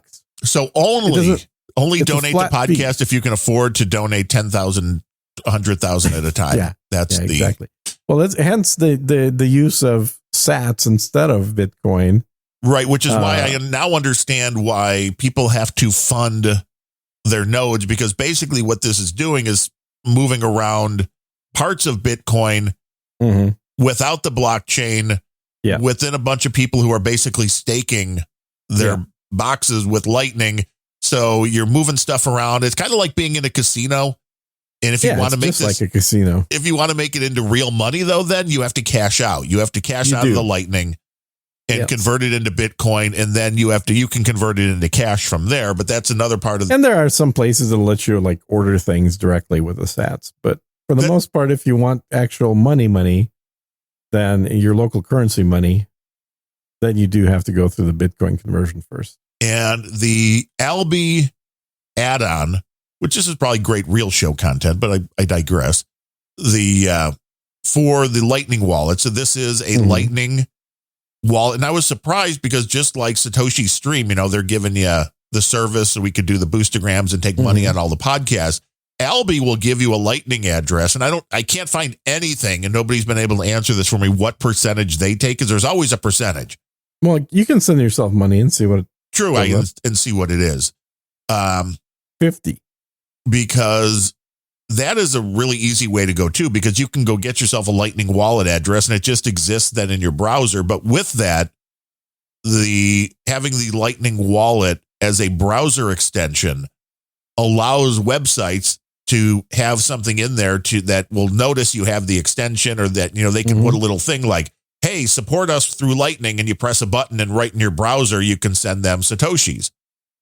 So it's a beautiful thing, really, that you can help support more than just podcasts with this. They're starting to be rolled out more and more for people. You can use it on, Twitter. Like, here's my Lightning wallet. Satoshis were definitely needed, at least for a while. I don't know if they're still going to be needed if Bitcoin drops under 10,000. Yes, and Anonymous, we're gonna go in the opposite direction.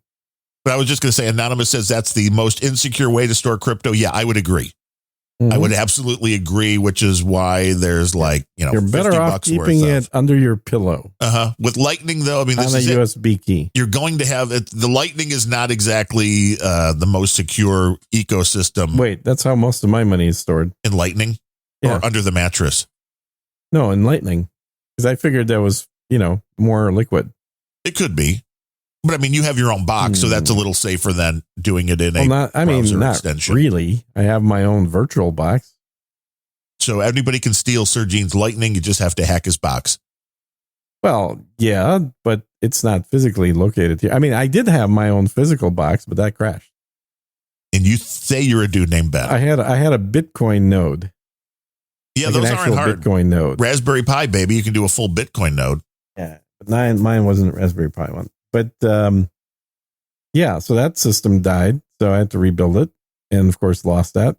But this is it. When real Satoshis start coming in, that's become my system now, which is to take them from Satoshis.stream, because I cannot spend them from there. Right. So or trust them. Well, I mean, I trust them, but if anything in this ecosystem says if they disappear, it's not that you don't trust them, but if they disappear, then anything that's sitting there is lost. So, and they will let you set it up. So anytime you have over 100 or something in there, that'll automatically send it out, which I've never done. I should, because it's a pain in the ass to go through and do a Lightning invoice every time. But I take it out and move it to now Alby, which I can use if I want to boostagram other shows. And if it gets to be too much, which is a good thing, I send it in to Bitcoin to my Bitcoin wallet. There you go. But you still need that middle step, because Satoshis.stream won't let me go directly to a Bitcoin wallet. You need to send a Lightning invoice. But once I have the Lightning myself, you can send that to a Bitcoin address. Yeah, if only Bitcoin was invented in a way that had the Lightning portion built in. But it wasn't. Yeah. Because the Lightning portion is there because Bitcoin is so damn inefficient and expensive. And a lot of the Bitcoin people really consider Lightning a scam, because it's pretending to be on the Bitcoin network, but really, it's not. It's not. It's just people keeping individual, wallet balances and hoping that things are liquid somewhere. Like at some point, like the money exists. Yeah. Like if you look at the money in my Bitcoin thing here, or my, what do you call it? Your Lightning wallet thingy. That thing, the deal, the thing in the deal. The whatchamacallit. It looks like it did not open a channel, so that didn't work. Okay. All the dollar amounts are theoretical until I close the channel. It's not until you get rid of the channel that you actually have that money going back into your actual wallet. Because right now it's a bunch of channels that have a positive balance on the channel on my end. That's all it is. And I will say, now I did a Satoshi stream report for the last 7 days. So for the last week, for all my shows, believe it or not, Unrelenting, the most Satoshis of any of those shows. So by this metric, Unrelenting is my most popular show with fan support. I know that.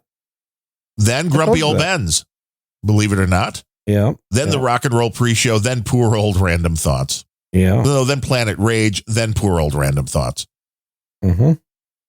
Well, I mean, this is kind of the most important show you do in a way, so that makes sense. Well, it is, because it's with you, Gene. It is. And it's a show that touches on the important topics. Which is what we're watching, what we're eating. Mostly, yeah. What we're eating, what kind of buttons on our phones we're pressing. You know, and as much as we complain about that, every time we start making fun of that, people will inevitably comment either on No Agenda Social or in the troll room, like, no, we like the show. We like the topics. We like what you're doing, which is just talking about anything. And I think Grumpy Old Ben's is going back into more of a strictly text kind or a tech kind of I noticed that area, which I like. Yeah. Planet Rage with Larry is kind of an open-ended thing, but we try to have a theme where I like this is very much like Random Thoughts without the voices in my head just being Elmo. So we've added Gene and replaced Elmo with Gene. Yeah, and I would totally agree with you, because Sir Gene Speaks, now that Ben's been a regular, has gotten a lot more political. And so this show is the sort of non-tech, non-political show that I do. And it's the most fun, isn't it? The food sometimes is pretty good when I'm doing this show. What are you, Gene, cooking? That's when you need the video portion, like Gene flambeing. Yeah. Well, I think so. We'll see what ends up happening. But the way things are going, I think I'm going to be unemployed probably in about a month. Oh, this gig is coming to an end? Yeah, the gig's coming, which I know people are like, oh my God, no, this is a normal part of life. I generally work for only 1 or 2 clients a year. And I usually have, and they can only handle you for like 6 months. They can only handle me for a while. Exactly. That's exactly right. And so when that happens, I'm going to take a month or 2 off, and I will have a lot more time to do things like cooking and playing video games and, streaming. I'll get back to streaming on a more regular basis. I have a lot of ideas for both video game and content streaming. I definitely want to get back into it now that the PC's been rebuilt. It's completely ready for that. And I've actually got a second PC that's on standby, and I have the Mac that I haven't installed yet that needs to get set up. And having PCs on standby means you are now a truly professional streamer. Yeah, I know. Exactly right. You got to have a backup to the backup to the backup. Got to have a backup to the backup. And I finally, and they're both water cooled, so that's good. Damn, that helps in Texas. Going. You kind of need it. I know. Exactly. Yeah, twice yesterday, my Western Digital NAS, and I know Western Digital can suck. Mm-hmm. Mm-hmm. They have a bad rep. Yeah. Sometimes deserved, sometimes not. Yeah. I mean, other stuff overall has been solid for me, but it gave me the error of that the fan wasn't spinning, but the temperatures looked okay. So I'm like, well, let me just reboot it. And I rebooted it, and it gave me the same error again. So I went downstairs and I'm like, I put my hand behind it, but I've got literally like 6 boxes next to each other. So it's hard to tell which one's blowing or what's not. So I took one of those little ties like you would have around like bread, just a very thin, and I put that in the back of one of the holes, and it's like, I'm like, okay, see, the fans are spinning. Working. Yeah. That's I usually use my finger for that, but yeah. Well, I can't fit it through the little hole. So I just needed and something that wasn't going to like smash the blade the minute it made contact with it. Yep. But it's like, I had that happen on the motherboard where the fan died. And then I had another one that died on the CPU as well.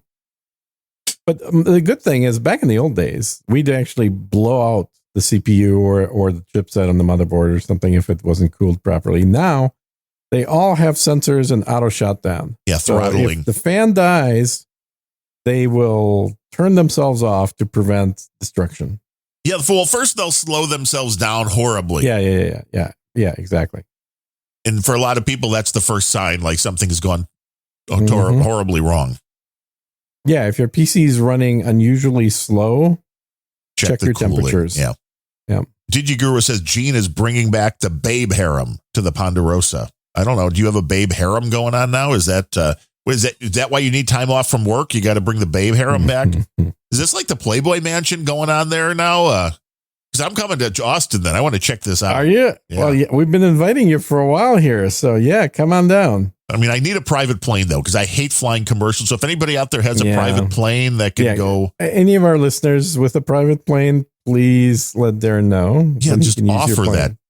I mean, you can come along too then. I mean, you can hang out with you. I could use a flight to Cyprus on a private plane right now as well. I mean, if anyone's like offering. If anybody's offering. No, I don't know. But if they are. A lot of our listeners are flying back and forth to Cyprus from the U.S., so. Now, if somebody actually gets in touch with you and has that offer for you, you'll be so. Oh, I literally like right now. I've got some business in Cyprus, and I've got a guy in what the hell's the island off the coast of Greece? Theranos? No, it starts with Theranos. No, you're thinking of Lesbos, right? Always thinking of Lesbos. Yes, no, yeah, Lesbos as well. No, it's starts with an S. Crete Greek island. No, that's not an S. No, it's like what is? They got the white buildings with the blue tops. Sambuca. That's drink. Anyway, people know what I'm talking about. So I got a guy that's there that's like every day sending me photos and inviting me to come out there. You're like, I'm ready. Except I've got some other stuff I need to take care of. I got a friend's birthday, big birthday bash I got to be at. Nice. Komodo Dragon. I'm a busy man, man. I'm a busy man. Komodo Dragon wants to know if either of us are familiar with the DEF CON conference. I mean, I'm familiar with what they do there. I've been to DEF CON, not for many years, though. Did you get your phone hacked when you were there, or you just don't? You're smart enough not to bring it? In 2007 through 9, I think I went for 3 years. I used to go to ShmooCon a lot as well in the 2000s. You are a busy man. See, if you want to meet up with Sir Gene, just wait. There's going to be a Chicago steak meetup once we have more than one oligarch. Yes, more than one oligarch, and we're going to do a meetup. I'm happy to fly out and do a steak meetup out there, although it's got to be someplace better than the Ponderosa that Darren suggested. Yeah, I don't want the Ponderosa. Gibson's, baby. I love Gibson's in Oak Brook. You don't have to go downtown. Same good food. You know, going downtown is actually something I'd prefer to do. Well, only if you have full body armor. Yeah, which I do. Go. Did they close the Houston's in downtown? I don't know. Check. That used to be one of my favorite places to hang out in Chicago. Was it just called Houston's? Yeah, it's just called Houston's. Houston's in Chicago. I used to go to Olive's all the time in Chicago. What else was I? Oh, there was didn't go there very often, but a few times I went to the church. You ever go to the church? No. It's a dance club. No. Probably not for old people like you, though. I mean, back in the day, it was like the Limelight and let's see, Houston's. Yeah, it looks like they still exist. Oh, that's good. They have 3 reviews on Yelp. That doesn't lead me to believe they still exist. Yelpers report this location has closed. There you go. Yeah, there you go. Yep, they're gone. That's too bad. That would explain. There's been a lot of restaurants that have closed here as well in Austin. A lot of them surprisingly survived 2 years of inactivity. I don't understand how somebody, unless you're laundering money, how do you survive 2 years of inactivity? I don't know. Santorini. Booty Steed. Santorini is correct. That is the island. Bing, bing, bing, bing. I said Booty Steed. That seems like a completely different name and connotation, so I apologize. Yeah. But see, Bully Steed should be on the show because she knows everything that we're looking for. Yes. Before we know it. We're going to replace Darren with you, I think. It'd be a good idea. Less work for me. Less work. All you got to do is produce it. You don't have to be on the show. Which is like, I don't understand have you ever watched the Daily Tech News Show with Tom Merritt and Sarah Lane? Leo Laporte? Yeah, his Leo Laporte's cast-offs. But Roger Chang from Leo's old group of people on tech, he's the one that produces the show. And like the only time you see him is at the beginning and he's just like, I'm Roger Chang. I'm producing it. And so then he's obviously the one just like pushing the buttons. It's like, you really need somebody you fucking assholes can't do this yourself. Nah, they're talent. You can't expect talent to do production work. See, I believe in a world where talent and production are all done by the same people. Yeah. And that's the world where that just means there's a lack of talent. That just means it's an ultimate talent because we can spin the plates. We can do everything. We can get it on the stream. We can talk to the people if we in had the troll talent room. on this podcast, We can do the instead show. of just production. Yeah. We would have an audience that is donating hundreds of dollars, not an audience of donating hundreds of sats. Hundreds of millions of dollars if I we don't just know need if I a go that producer. far. But no, we have a fucking producer, and that's you. What we don't have is talent. Oh, I guess we should look for some talent. That's a good cold opener right there. But this isn't the show. This is like the post show. No, this is the show. What are you talking about? This is the show, and we did the pre-show. We did the pre-show and the post show. Did we do 2 shows? How many shows is this? I mean, This is the good one. This is the one I've been saving all my material for. The first one was the pre-show, I thought. We did 2 hours of pre-show to warm up. to be fair, the main recorder's still running, so this could all Well, just to be fair, I would use that as a cold opener because it's fucking good. No, the other part was good. The something you Mark said it. earlier Mark was it. way better. No, This is better. I'm the producer. I'm going with the original line. Damn it. The one where you were like, Gene never runs or something like that. Oh, I kind of think we have no talent sounds better. Anyway. Wait, that's too Well, on the and nose. on that note, I think we're going to wrap things up. Well, if this is going to be included, then yes, let's actually wrap the wrap. People are going to be very confused.